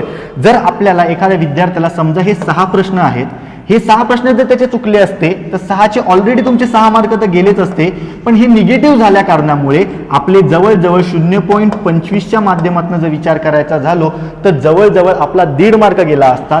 6 अधिक 1.5 म्हणजे जवळजवळ आपले 7.5 मार्क गेले असते. आणि विचार करा, जर आपण 7.5 मार्क कट ऑफच्या मागे आहोत तर किती त्याचं नुकसान आहे. त्यामुळे करंटमध्ये ज्या काही गोष्टी घडत असतील, वेगवेगळे न्यायनिवाडे जर कुठले आपल्याकडे सर्वोच्च किंवा उच्च न्यायालय देत असतील तर त्यांच्या बाबतीमधल्या इन्फॉर्मेशन आपल्याला माहिती असणं गरजेचं आहे. कारण उद्या उठून लॉ अँड ऑर्डरसाठी हे PSI पद आहे. मग त्याच्यासाठीच्या सगळ्या गोष्टी आपल्याला इत्यंभूत आपण अपडेट असणं गरजेचंच आहे. बरोबर, त्या भ्रष्टाचार प्रतिबंध दुरुस्ती अधिनियमातला हा प्रश्न होता. बरोबर, त्यानंतर पुढे बघूया. पुढचा प्रश्न होता पुन्हा अनुसूचित जाती व जमाती अत्याचारास प्रतिबंध कायदा. जसं मी तुम्हाला बोललो, वेगवेगळे शब्द वापरतात. इथे काय वापरले? अत्याचारास प्रतिबंध. बरोबर, इथे आपण काय बघतोय? अत्याचाराचे निवारण. शेवटी कन्सेप्ट क्लिअर असणं आपली गरजेची आहे. अनुसूचित जाती व जमाती अत्याचारास प्रतिबंध कायदा 1989च्या कलम 2(1)(e) अन्वये विशेष सरकारी अभियोक्ता, याचा अर्थ डॅशमध्ये उल्लेख केलेल्या विशेष सरकारी अभियोक्ता किंवा अधिवक्ता म्हणून निर्देश केलेला सरकारी अभियोक्ता असं आहे. ऑब्व्हियसली हे कशावर आहे? परत SC/ST कायद्याच्या बेसिक कलमावर विचारलेला हा प्रश्न आहे. मग जेव्हा आपण असे प्रश्न बघतो त्याच वेळेस आपण क्लिअर करून घेतो की हे जे विशेष सरकारी अभियोक्ता असतील किंवा सरकारी अभियोक्ता असतील यांच्या बाबतीमधली जी काही नेमणूक असते ती कोण करत असतं? तर राज्य सरकार करत असतं. हा सुद्धा व्हॅलिड प्रश्न आहे. यांची नियुक्ती खालीलपैकी कोण करतं? मग आयोग आपल्याला 4 ऑप्शन देते. फक्त एवढं माहिती असणं गरजेचं आहे, स्टेट गव्हर्नमेंट यांची काय करत असतात? तर नियुक्ती करत असतात. आणि अजून यांच्या बाबतीमधलं सांगायचं झालं तर हे विशेष सरकारी अभियोक्ता किंवा अधिवक्ता नियुक्त होण्यासाठीची बेसिक तरतूद काय आहे की तो एखादा व्यक्ती जो असेल तो एकतर सरकारी अभियोक्ता असावा किंवा त्याला 7 वर्षे वकिलीचा अनुभव असावा. हा सुद्धा एक व्हॅलिड प्रश्न आहे. म्हणजेच एकच प्रश्न बघून घेता त्याचा पूर्ण पुढचा मागचा आपण ढाचा बघून घ्यायचा, म्हणजे आपलं विश्लेषण काय होतं? परिपूर्ण होतं. बरोबर, SC/ST कायद्यावर हा बेसिक कलमावर प्रश्न आलेला होता. बघा, त्यानंतर पुढचा प्रश्न आहे मानव तस्करी विरोधी मोहिमेच्या कार्यासाठी खालीलपैकी 2018 साली अमेरिकन प्रेसिडेंट्स पुरस्काराने सन्मानित करण्यात आले. आता साधी गोष्ट, हा डायरेक्ट करंटचा मुद्दा आहे. हा ह्युमन राईट्सच्या माध्यमातून आपल्याला विचारलेला आहे, ज्याचं उत्तर त्यावेळेस मिनल पटेल डेव्हिस असं होतं. ऑब्व्हियसली याच्यामध्ये जर काही नवीन करंटच्या गोष्टी झाल्या, नवीन कुठला एखादा पुरस्कार मिळाला आणि तो जर भारतीय व्यक्तीला किंवा भारतीय वंशाच्या व्यक्तीला जर प्रश्न विचारला तर आयोगाचं तुम्हाला माहिती आहे व्यक्तिविशेषांच्या बाबतीमध्ये आयोग जास्तीत जास्त आपल्याला प्रश्न वेगवेगळ्या ठिकाणी विचारत असतं. या गोष्टींच्या बाबतीमध्ये सुद्धा आपण अपडेट राहणं कंपल्सरी गरजेचं आहे. त्यानंतर हा आता मानवी हक्कांचा, हे सगळे कशा होते आपला आतापर्यंत विचारलेले. एक प्रश्न आपल्याला कसा विचारला? फ्री लिगल एडच्या बाबतीमधला, 39A बाबतीमधला. बरोबर, म्हणजेच काय? कॉन्स्टिट्युशनल प्रोव्हिजन मानवी हक्काची, ते विचारलं आपल्याला. त्यानंतर हे करंटचे प्रश्न विचारले मानवी हक्काचे. आता मानवी हक्काचे जे काही बेसिक स्टॅटिक इन्फॉर्मेशन आहे त्याच्या बाबतीमध्ये आयोगाने प्रश्न विचारलाय. तर तो बघा, मानवी हक्काच्या सार्वभौम घोषणापत्रावरील महत्त्वपूर्ण कागदपत्रे तयार करण्यात भारतीय सुधारकाने भूमिका बजावल्याबद्दल संयुक्त राष्ट्राचे मुख्य अँटोनियो गुटेरेस यांनी खालीलपैकी कोणत्या मानवाधिकार कार्यकर्त्याचे कौतुक केले? आता जेव्हा आपल्याला एवढं माहिती असतं की ह्या सर्वांमधनं किंवा त्या 1947च्या वेळेस जे काही आपले समाजसुधारक होते, जे काही नेतृत्व होतं, त्यांच्यामधल्या ज्या हंसा जीवराज मेहता होत्या यांना काय केलेलं होतं? त्या मानवी हक्काच्या परिषदेमध्ये बाबतीमधले त्यांना तिकडे सभासद म्हणून नेमलेलं होतं. त्या तिकडच्या एका समितीच्या सदस्य होत्या. त्यांनी काही शिफारसी सुचवलेल्या होत्या. त्यांची एक शिफारस सुद्धा मान्य करून घेतली. त्या शिफारसीच्या बाबतीमधला जेव्हा आपण अभ्यास करू त्या सगळ्या गोष्टी आपल्याला मानवी हक्क व जबाबदाऱ्या या बेसिक टॉपिकमध्ये येतात. म्हणजेच काय, सखोल जाणं आपल्या इथे गरजेचं असतं. आयोगाने करंट पण विचारलंय, आयोगाने घटनात्मक तरतुदी पण विचारल्यात, आयोगाने बेसिक स्टॅटिक डेटा सुद्धा इथे आपल्याला विचारलेला आहे.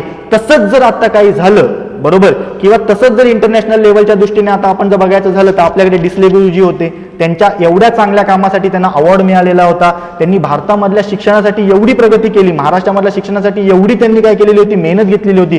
त्यांनी एक नवीन विशिष्ट प्रकल्प राबवलेला होता. त्यांच्याबद्दलही आयोग प्रश्न विचारू शकतं, कारण शिक्षण हे सुद्धा मानवी हक्क व जबाबदाऱ्या यांच्यामधला बेसिक घटक आहे.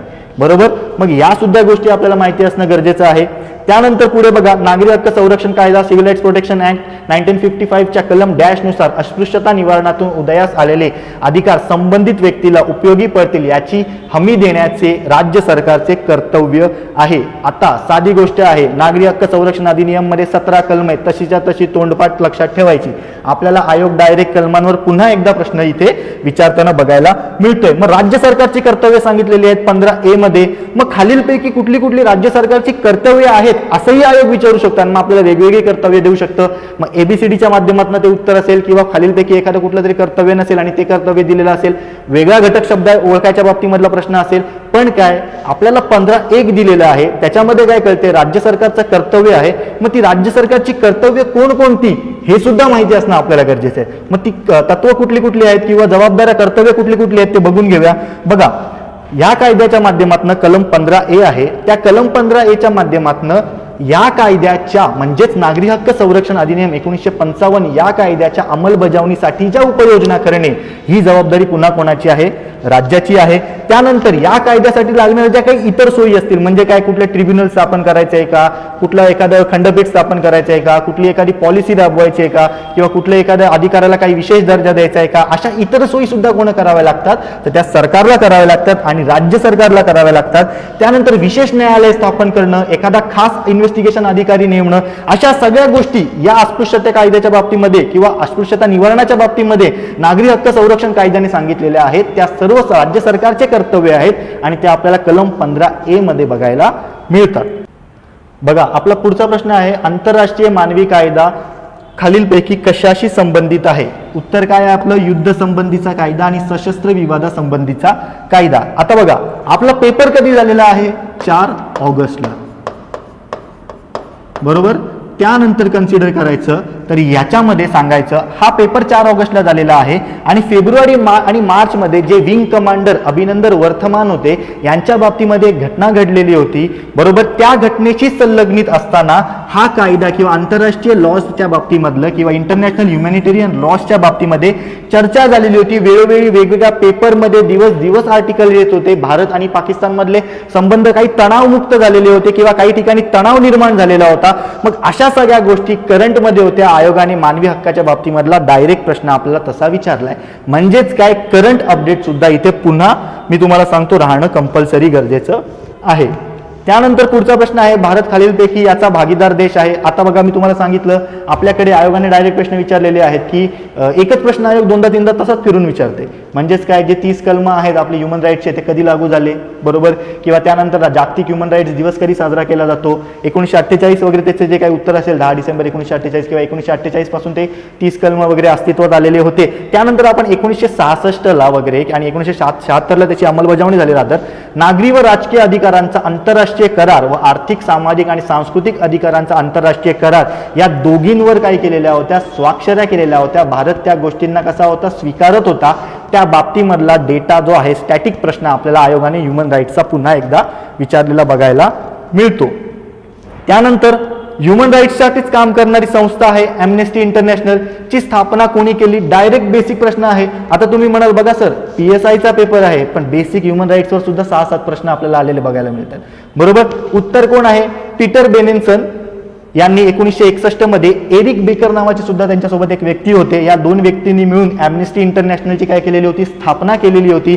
ज्याचं आज आपल्याला मुख्यालय वगैरे कुठे बघायला मिळतं तर ब्रिटनमध्ये बघायला मिळतं. म्हणजे ह्या संस्थांबाबतीत सुद्धा ज्या ह्युमन राईट्ससाठी काम करतात आपल्याला आयोग प्रश्न 100% विचारणार, बरोबर. ऑलरेडी 2019ला रिसेंटली विचारलेलं आहे. त्यानंतर परत आता आयोग कसं झालेला आहे बघा, आयोगाने डायरेक्ट काम केलंय का SC ST अत्याचारास प्रतिबंध अधिकाराचे जे काही 4-5 प्रश्न आहेत ते एकत्र आले, त्यानंतर नागरी हक्क संरक्षण अधिनियमाचे प्रश्न आले, असं काही वेगवेगळं केलंय का? तर नाही, आयोगाने त्यांच्या पद्धतीने काय केलेलं आहे, रचना स्ट्रक्चर काय केलेलं आहे, बदललेलं आहे. तेवढी 1 तासामध्ये आपल्याला क्लिअरिटी असणं गरजेचं आहे. अनुसूचित जाती व अनुसूचित जमाती अत्याचारास प्रतिबंध अधिनियम 1989 दिनांक डॅश रोजी अंमलात आला. आता साधी गोष्ट आहे, आतापर्यंत आपल्याला आयोगाने SC ST ऍक्टवर याच पेपरमध्ये कसे प्रश्न विचारले, कलमांवर आधारित. आता प्रश्न कशावर विचारतोय आयोग, कधी लागू झाला, अंमल कधी झाला त्याचा हा प्रश्न आयोगाने विचारलेला आहे. म्हणजेच काय, आता आयोगाने त्या कायद्याचं थोडंफार हिस्टोरिक बॅकग्राऊंड सुद्धा आपल्याला विचारलेलं आहे. त्यामुळे आपण कुठल्याही कायद्याचा अभ्यास सुरू करताना त्या कायद्याचं जे काही हिस्टोरिक बॅकग्राऊंड आहे ते सुद्धा आपण काही 5-6 मिनिटांमध्ये समजून घेण्याचा पुन्हा प्रयत्न करणार आहोत. हे असे डायरेक्ट प्रश्न येतात आणि खास करून RTI साठी असे प्रश्न येतात, RTI कायद्यावर राष्ट्रपतींची स्वाक्षरी कधी झाली, RTI कायदा कधी अंमलात आणला गेला वगैरे वगैरे. तसाच आपल्याला हा SC ST अत्याचारास प्रतिबंध अधिनियम 1989 वर प्रश्न आलेला बघायला मिळतो. आता इथे आपल्याला हुंडाबंदी प्रतिबंधक कायदा 1961 वर प्रश्न बघायला मिळतोय. त्यांनी काय प्रश्न विचारलाय, कलम 2 अन्वये स्पष्ट केलेली मौल्यवान वस्तू याचा अर्थ भारतीय दंडविधान 1860 मधील डॅश कलम याप्रमाणेच आहे. म्हणजेच काय, हुंडाबंदी प्रतिबंध अधिनियम कलम 2 मध्ये जे काही मौल्यवान वस्तू सांगितलेल्या आहेत त्या मौल्यवान वस्तूंची व्याख्या IPC मध्ये दिलेली आहेत. मग ते IPCच्या कुठल्या कलमामध्ये मौल्यवान वस्तूची व्याख्या दिली हा प्रश्न विचारलाय, ज्याचं उत्तर आपल्याला 30 बघायला मिळत होतं. याच्यासाठी आपल्याला IPC 29 समजून घेणं गरजेचं असतं आणि IPC 30 तर आपण इथे पुन्हा बघतो. IPC 29 काय आहे, दस्तऐवजाबद्दल चर्चा करतं. त्यानंतर त्या दस्तऐवजांमधल्या ज्या काही गोष्टी असतील त्याच गोष्टी आपल्याला कुठे बघायला मिळत आहेत, साधारणतः मौल्यवान वस्तूमध्ये बघायला मिळत आहेत. मग त्याच्यामध्ये तुम्ही म्हणू शकता आपला धनादेश असतो, चेक असतो, त्याचा समावेश होऊ शकतो. आपण एखादा ॲफिडेव्हिट केलेला असेल त्याचा समावेश होऊ शकतो. हे आपण सगळं इनडेप्थ बघून घेणार. मौल्यवान वस्तू म्हणजे काय, दस्तऐवज म्हणजे काय, त्याला न्यायालय कधी मान्यता देतं, कधी मान्यता देत नाही, मग त्याची स्वीकृती कोणाकडे असते, त्याचं संरक्षण कोण करत असतं, ते कधीपर्यंत लागू होतात, या गोष्टी आपण ते कलम जेव्हा बघू तेव्हा इनडेप्थ बघून घेणार. सांगायचं काम एवढंच, हुंडाबंदी प्रतिबंध अधिनियम विचारलेला आहे, पण त्याला IPC कुठे कनेक्ट करतो, इंटरडिसिप्लिनरी अप्रोच, याच्या बाबतीत सुद्धा आयोगाने इथे प्रश्न विचारलेला आहे. उत्तर काय होतं तुमचं, कलम 30. त्यानंतर बघा पुढचा प्रश्न आहे. आता मी तर म्हणेन हा सगळ्यात चांगला प्रश्न विचारला आहे आयोगाने. आयोग आधी काय करायचं, फक्त एक तरतूद विचारायचं. आता काय केलेलं आहे, डायरेक्ट 4 तरतूद दिलेल्या आहेत. आता तुम्ही आम्हाला याचं उत्तर सांगा. म्हणजेच काय, हे जे विविध खटले आहेत या विविध खटल्यांच्या बाबतीमधलं उत्तर आपल्याला माहिती असणं गरजेचं आहे. हे खटले आपण वेळोवेळी बघणार, ते कलम बघत असताना, ते कायदा बघत असताना बघणार. आपल्याला आयोगाने काय इथे विचारलेलं आहे, मध्य प्रदेश सरकार विरुद्ध बाबूनाथ खटल्यांचा निकाल, बच्चन सिंग विरुद्ध पंजाब सरकारचा निकाल, GN गोडसे विरुद्ध महाराष्ट्र सरकारचा निकाल, SN भादोलकर विरुद्ध महाराष्ट्र सरकारचा निकाल, ह्या खटल्यांमध्ये निर्णय कुठले कुठले दिले गेले याच्या बाबतीत आयोगाने प्रश्न विचारला. असे जे काही 20-25 खटले आहेत ते 20-25 खटले सुद्धा आपण बघून घेणार.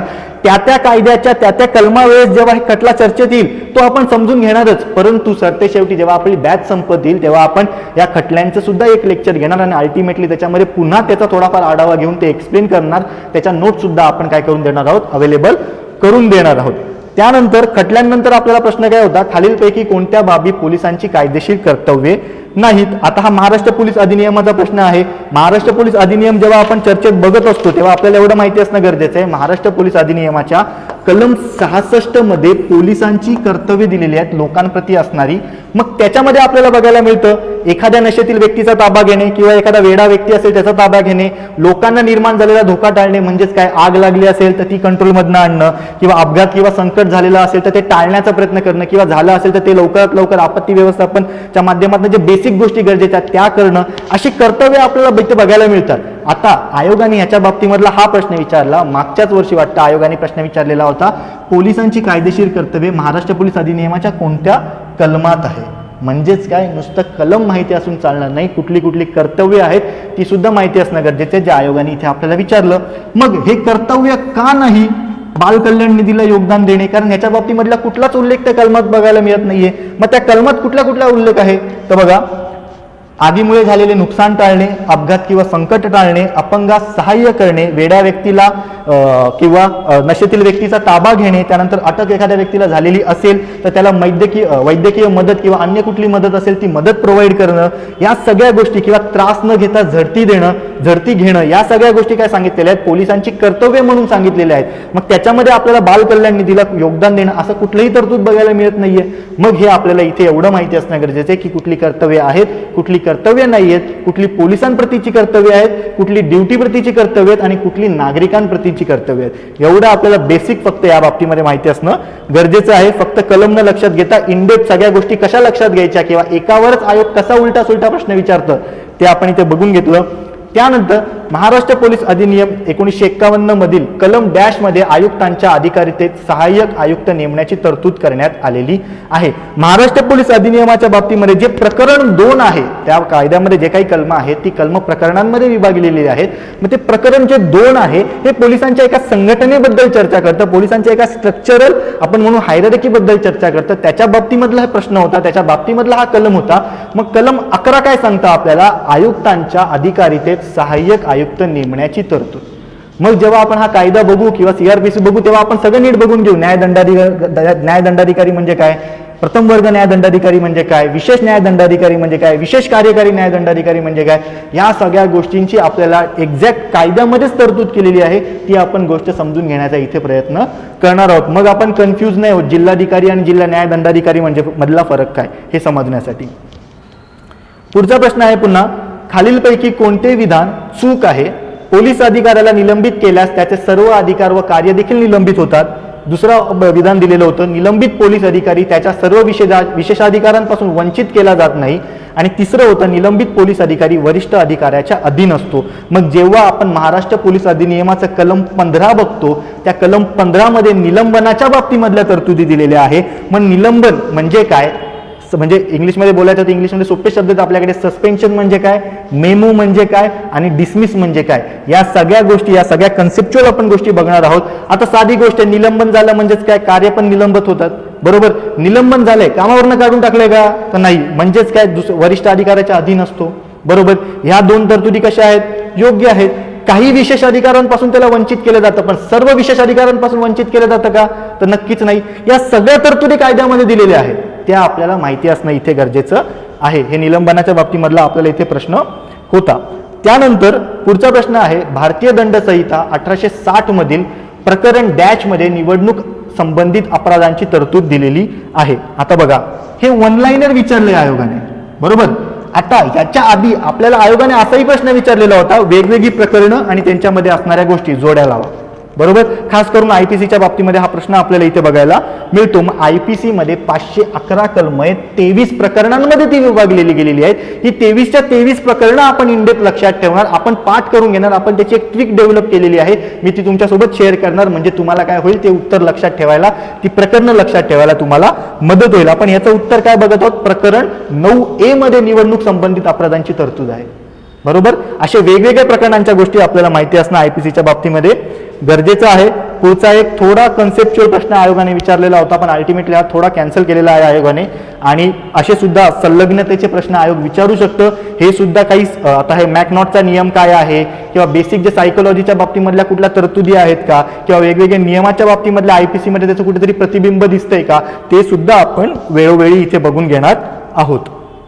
पुढचा प्रश्न होता, आता बघा डायरेक्ट कलमावर प्रश्न आहे, भारतीय दंड संहिता 1860 मधील डॅश मध्ये जीवितास धोकादायक असलेल्या रोगाचा संसर्ग पसरवण्याचा संभव असलेली घातकी कृतीच्या अपराधाची तरतूद केलेली आहे. साधी गोष्ट आहे, कोरोना या परीक्षेच्या नंतर आला, पण अल्टिमेटली बघा कोरोनाच्या संदर्भातला रोगाचा संसर्ग पसरवण्याच्या संदर्भातला प्रश्न आपल्याला इथे बघायला मिळतोय.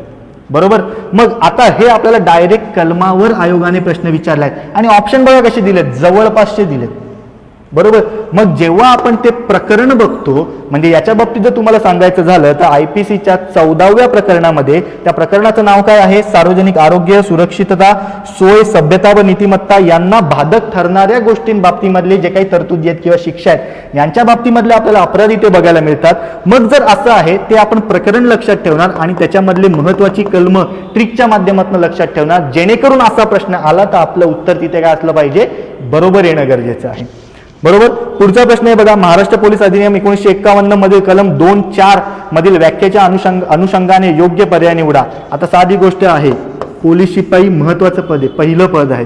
अधीक्षक असतील, आयुक्त असतील, उपायुक्त असतील, यांच्या डायरेक्ट व्याख्या दिलेल्या आहेत आपल्या महाराष्ट्र पोलीस अधिनियमामध्ये. मग ते सुद्धा आयोग डायरेक्ट जोडायला विचारतो. 2(4) काय, 2(5) काय, XYZ जे काय असेल ते, हे सुद्धा आपण क्रमाने लक्षात ठेवणार. म्हणजेच काय, आपली हायरार्की पण लक्षात राहील आणि ही कलम सुद्धा लक्षात राहील. आयोग डायरेक्ट प्रश्न विचारतं, खालील पदांचा त्यांच्या हायरार्कीनुसार काय करायचा असतो, क्रम लावायचा असतो. हे दोन्ही अँगल आपण इथे कव्हर करायचा प्रयत्न करणार आहोत.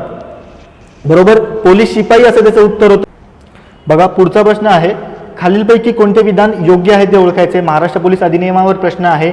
आता एखाद्या व्यक्तीला किंवा घोड्यांना इशारा देण्याकरिता पतंग उडवणे, आपल्याला याच्या बाबतीमध्ये महाराष्ट्र पोलीस अधिनियमाच्या कलम 113 मध्ये काय तरतूद बघायला मिळते. तर घोडा असेल, व्यक्ती असेल किंवा मालमत्ता असेल, यांना इजा पोहोचेल या दृष्टीने आपण काय करू शकत नाही, एक प्रकारची पतंग उडवू शकत नाही. कलम 113 मध्ये याचा उल्लेख बघायला मिळतो.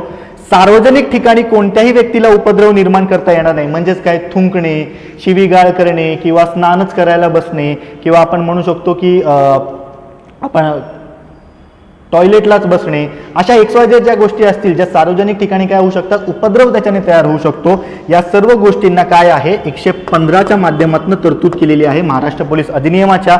आणि अल्टिमेटली पोलीस ठाणे किंवा न्यायालय येथे व्यक्तीला धूम्रपान व थुंकता येणार नाही अशी तरतूद आपल्याला बघायला मिळते.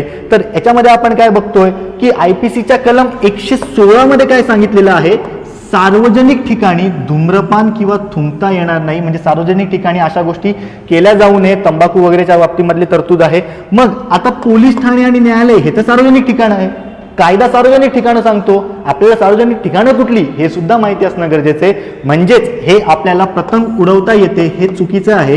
हे दोन्ही स्टेटमेंट बरोबर आहे. हे दोन्ही कायद्यामधल्या तशाच्या तशा तरतुदी बघायला मिळतात. पण याच्या बाबतीमधलं आपल्याला या तरतुदीचं इम्प्लिमेंटेशन जेव्हा कळतं तेव्हा हे उत्तर आपलं तिथे बरोबर येतं. अल्टिमेटली हे इम्प्लिमेंटेशन कळालं तरच हे उत्तर बरोबर येणार होतं, नाहीतर हा प्रश्न कदाचित चुकला असता. बरोबर. त्यानंतर पुढचा प्रश्न आपण बघतोय, भारतीय दंड संहिता 1860 मधील डॅश मध्ये लोकसेवकाला क्षती पोहोचवण्याच्या धाका संबंधीच्या अपराधाची तरतूद दिलेली आहे. म्हणजेच काय, एखादा सार्वजनिक सेवक जो आहे, आता बघा लोकसेवकाची व्याख्या IPCच्या कलम 21 मध्ये सांगितलेली आहे. मग त्याला जेव्हा क्षती पोहोचवण्याच्या दृष्टीने धाक दिला जातो, त्याला काम करताना कामात अडवलं जातं किंवा ते काम करू नये मध्ये धाक दिला जातो, प्रलोभन दिलं जातं, प्रलोभन न स्वीकारत असेल तर धाक दिला जातो, तर काय गोष्टी होतील याची तरतूद आपल्याला IPCच्या कलम 189 मध्ये बघायला मिळते. अशा आशयाचा प्रश्न होता. आपला डायरेक्ट आयोग प्रश्न विचारतो, लोकसेवकाची व्याख्या कुठे दिलेली आहे किंवा IPCच्या कलम 21 अंतर्गत लोकसेवक कोण कोण आहेत किंवा कोण कोण नाहीत, असा सुद्धा आपल्याला इथे प्रश्न आयोगाने विचारलेला आहे. त्यानंतर महाराष्ट्र पोलीस अधिनियम 1951च्या कलम 14(1) अन्वये निरीक्षकाच्या श्रेणीच्या किंवा त्याहून कमी श्रेणीच्या, म्हणजे इन्स्पेक्टर किंवा त्याच्यापेक्षा कमी श्रेणीच्या प्रत्येक पोलीस अधिकाऱ्यास त्याची नेमणूक झाल्यानंतर अनुसूची 2 मध्ये तरतूद केलेल्या नमुन्याप्रमाणे काय होतं, प्रमाणपत्र देता येतं. महाराष्ट्र पोलीस अधिनियमामध्ये आपण काय बघतो, तर आपल्याला एकूण 4 अनुसूच्या बघायला मिळतात. त्यातल्या दुसऱ्या अनुसूचीमध्ये आपण काय बघू शकतो, तर जे काही इन्स्पेक्टर किंवा त्याच्यापेक्षा कमी दर्जाचे जे अधिकारी आहेत, श्रेणीचे जे अधिकारी आहेत त्या पदाच्या, तर त्या पदांच्या बाबतीमधली जर नियुक्ती झालेली असेल तर अनुसूची 2 मध्ये असल्याप्रमाणे आपण काय करू शकतो, एक प्रकारचं प्रमाणपत्र दिलेलं आपल्याला बघायला मिळतं. त्यानंतर भारतीय दंड संहिता 1860 नुसार खालीलपैकी कोणती बाब ही अपप्रेरणा या गुन्ह्याचा घटक नाही. आता साधी गोष्ट आहे, आपल्याला अपप्रेरणा म्हणजे काय हे तरी बेसिक माहिती असणं गरजेचं आहे. मग जेव्हा आपण IPC बघतो, गुन्ह्याचा घटक विचारलेला आहे, मग त्याच्यासाठी आपल्याला अपप्रेरणा म्हणजे काय हे माहिती असणं गरजेचं आहे. म्हणजेच काय, आपल्याला कन्सेप्च्युअल क्लॅरिटी इथे असणं गरजेचं आहे. मग गुन्ह्यास चिथावणी देणे, फौजदारी पत्रकटात सहभागी होणे, या 2 गोष्टी अपप्रेरणा आहेत. गुन्ह्याकडे जाणीवपूर्वक दुर्लक्ष करणे याच्यासाठीची वेगळी तरतूद आपल्याला तिथे बघायला मिळते. त्याच्यासाठीचे काही अपवाद आपल्याला बघायला मिळतात. मग अपप्रेरणा म्हणजे काय, त्याच्या सगळ्या तरतुदी, त्यानंतर त्याच्यामध्ये असणारे घटक, त्याला असणारे अपवाद, बरोबर, या सगळ्या गोष्टी जेव्हा आपल्याला कळतील तेव्हा आपण काय म्हणू, आपल्याला अपप्रेरणा हा घटक कळाला. आणि अल्टिमेटली जर आपल्याला आयोगाने प्रश्न विचारला तर आपण तो सोडवू शकतो. बघा, तुम्हाला मी 100% सांगतो, 2019च्या या पेपरच्या आधी अपप्रेरणा खालीलपैकी कुठल्या कलमात दिलेली आहे किंवा अपप्रेरणेच्या बाबतीमधली काय शिक्षा आहे असं आयोगाने विचारलं. पण इथे आता आयोगाने कन्सेप्च्युअल प्रश्न विचारलेले आहेत, म्हणूनच इन डेप्थ सगळं बघून घेणं आपली जबाबदारी आहे. त्यानंतर बघा, खालीलपैकी कोणत्या बाबींच्या संदर्भात दंडाधिकारी अधीक्षकांकडून अहवाल मागू शकतो. आता याच्या बाबतीची तरतूद जी आहे ही साधारणतः आपण कन्सिडर करायची झाली तर आपल्याला मुंबई पोलीस अधिनियमाच्या कलम 17 आणि 18 मध्ये बघायला मिळतात. कलम 17 काय सांगतं मुंबई पोलीस अधिनियमाचं आणि कलम 18 काय सांगतं ते माहिती असणं गरजेचं आहे. कलम 17 काय सांगतं, जे कोणी जिल्हा न्याय दंडाधिकारी असतील किंवा जिल्हा दंडाधिकारी असतील त्यांचं त्यांच्या जिल्ह्यातल्या पोलीस जे काही प्रशासन असेल त्याच्यावर कंट्रोल असेल असं आपल्याला कलम 17 सांगतं. आणि त्याच लोक अधीक्षकांकडनं काय करू शकतात, उद्या उठून जिल्ह्यात ज्या काही गोष्टी होत असतील त्याचा रिपोर्ट मागवू शकतात असं आपल्याला बेसिक आपलं महाराष्ट्र पोलीस अधिनियम सांगतं. आणि त्याच्यासाठी आपल्याला कुठल्या कुठल्या गोष्टींसाठी अहवाल मागवू शकतात, मग ते सराईत गुन्हेगारांचा प्रतिबंध असेल, जमावाचे नियम असतील, मनोरंजनाचे नियमन असतील. तर बघा, IPCच्या 17-18 या कायद्यात्मक तरतुदी आहेत, पण जेव्हा त्याचं इम्प्लिमेंटेशन कळतं उद्या उठून याचे ऑप्शन वेगवेगळे असणार आहेत, याचे इम्प्लिमेंटेशन वेगवेगळे असणार आहेत. फक्त 17-18 जेव्हा आपल्याला कळेल तेव्हा आपण जेव्हा इनडेप्थ बघू कलम 18 मध्ये कोणकोणत्या अँगलचे ते काय करू शकतात, रिपोर्ट मागवू शकतात. मग त्याच्यामधले हे वेगवेगळे उदाहरणं जरी आयोगाने बदलले तरी आपलं उत्तर तिथे बरोबर येणं काय होऊ शकतं, आपल्याला सोपं होऊ शकतं. म्हणजेच काय, पुन्हा एकदा इनडेप्थ जाणं का गरजेचं आहे मी तुम्हाला हे इथे दाखवून दिलंय. त्यानंतर भारतीय दंड संहिता 1860 नुसार खालीलपैकी कोणते विधान चुकीचे आहे. आपल्याला टेक्निकली काय प्रश्न विचारलेला आहे, कपटीपणाबद्दल प्रश्न विचारलेला आहे. मग कपटीपणा हा स्वतंत्र गुन्हा आहे का, कन्सेप्च्युअल क्लॅरिटी. कपटीपणाने संपत्ती लपवणे गुन्हा आहे का, पुन्हा कन्सेप्च्युअल क्लॅरिटी.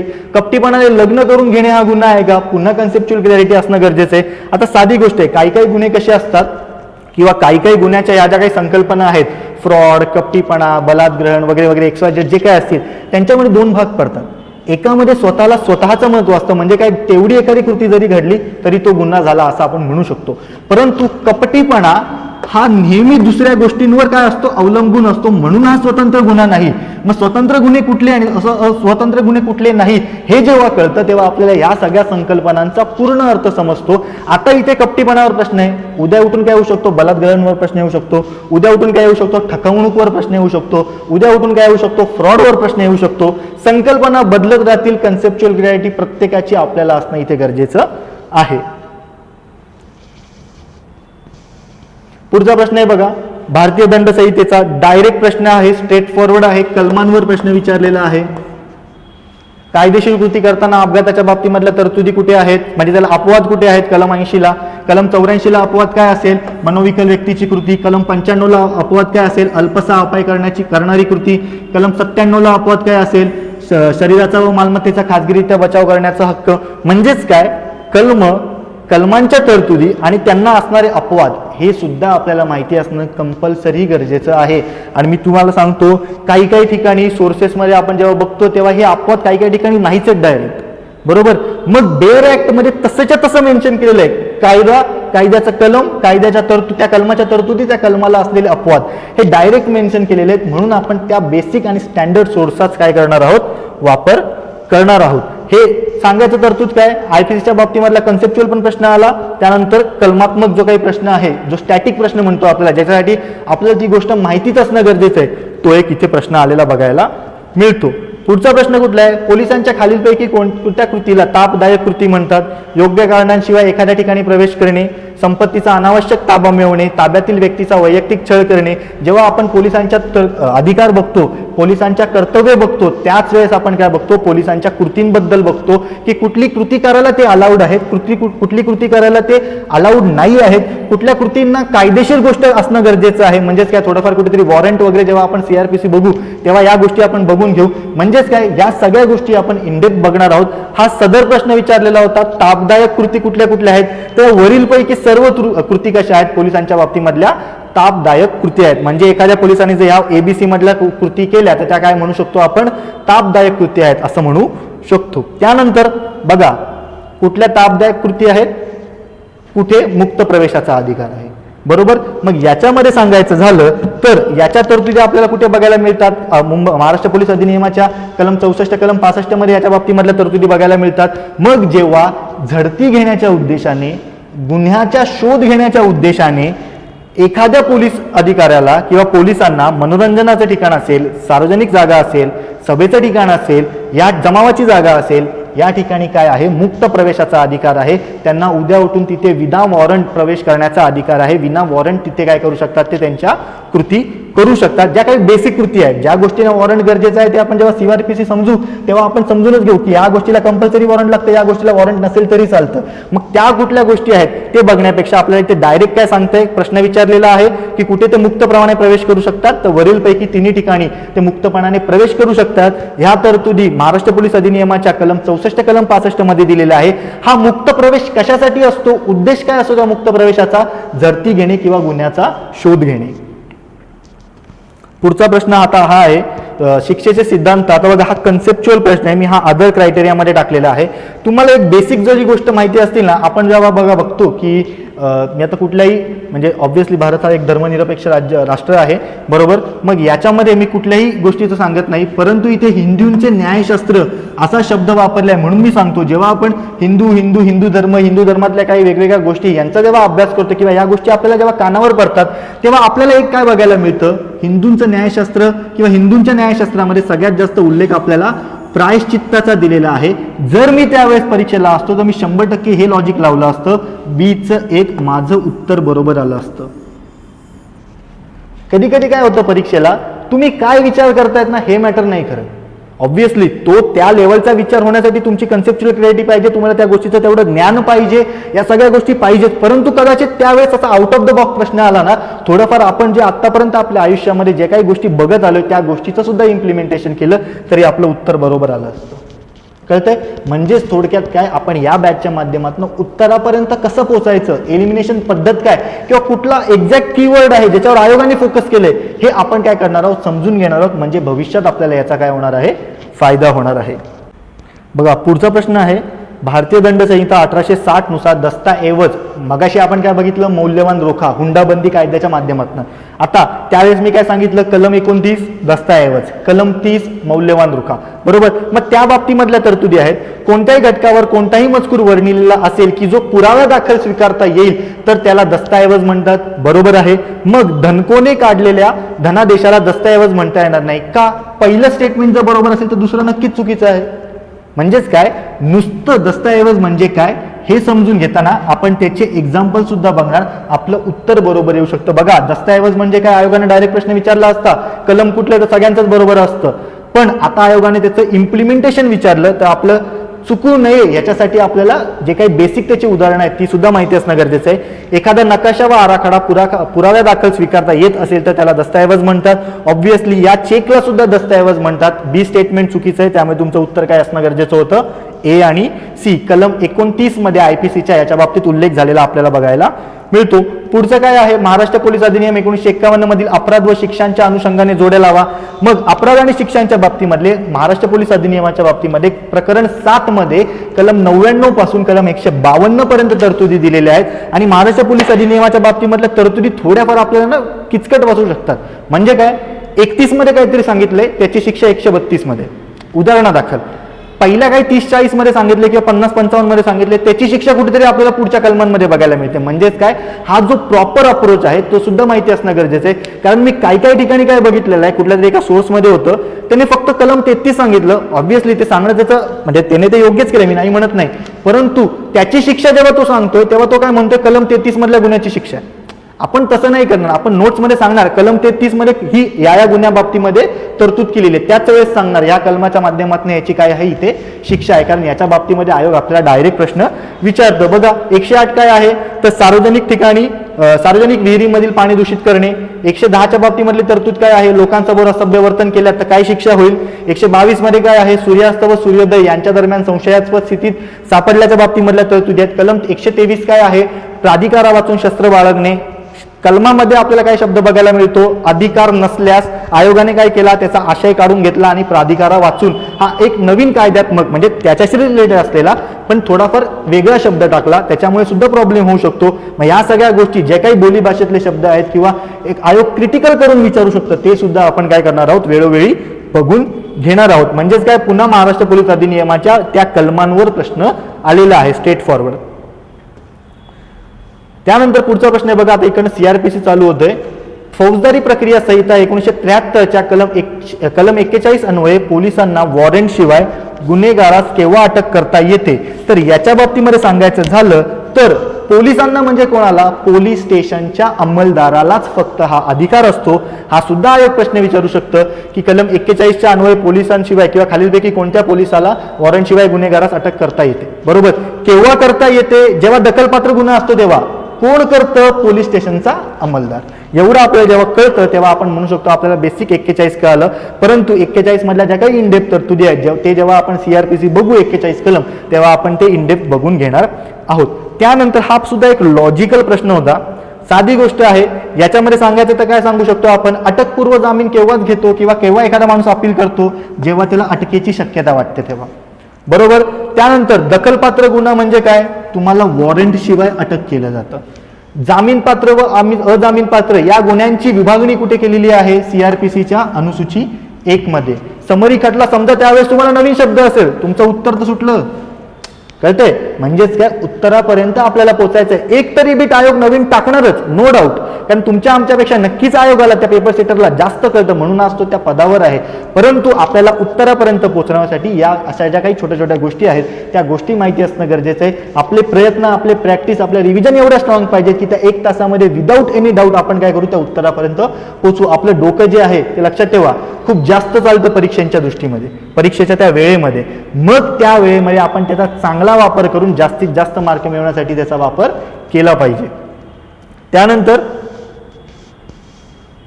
पुढचं आहे बघा, योग्य उत्तर निवडा.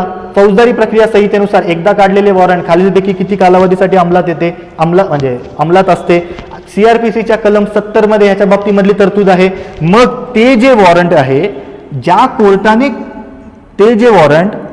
कोर्टाने काढलेले आहेत त्या कोर्टाकडनं रद्द होईपर्यंत किंवा त्या वॉरंटची अंमलबजावणी होईपर्यंत ते वॉरंट काय असतं? अंमलात असतं. उत्तर तुमचं काय पाहिजे?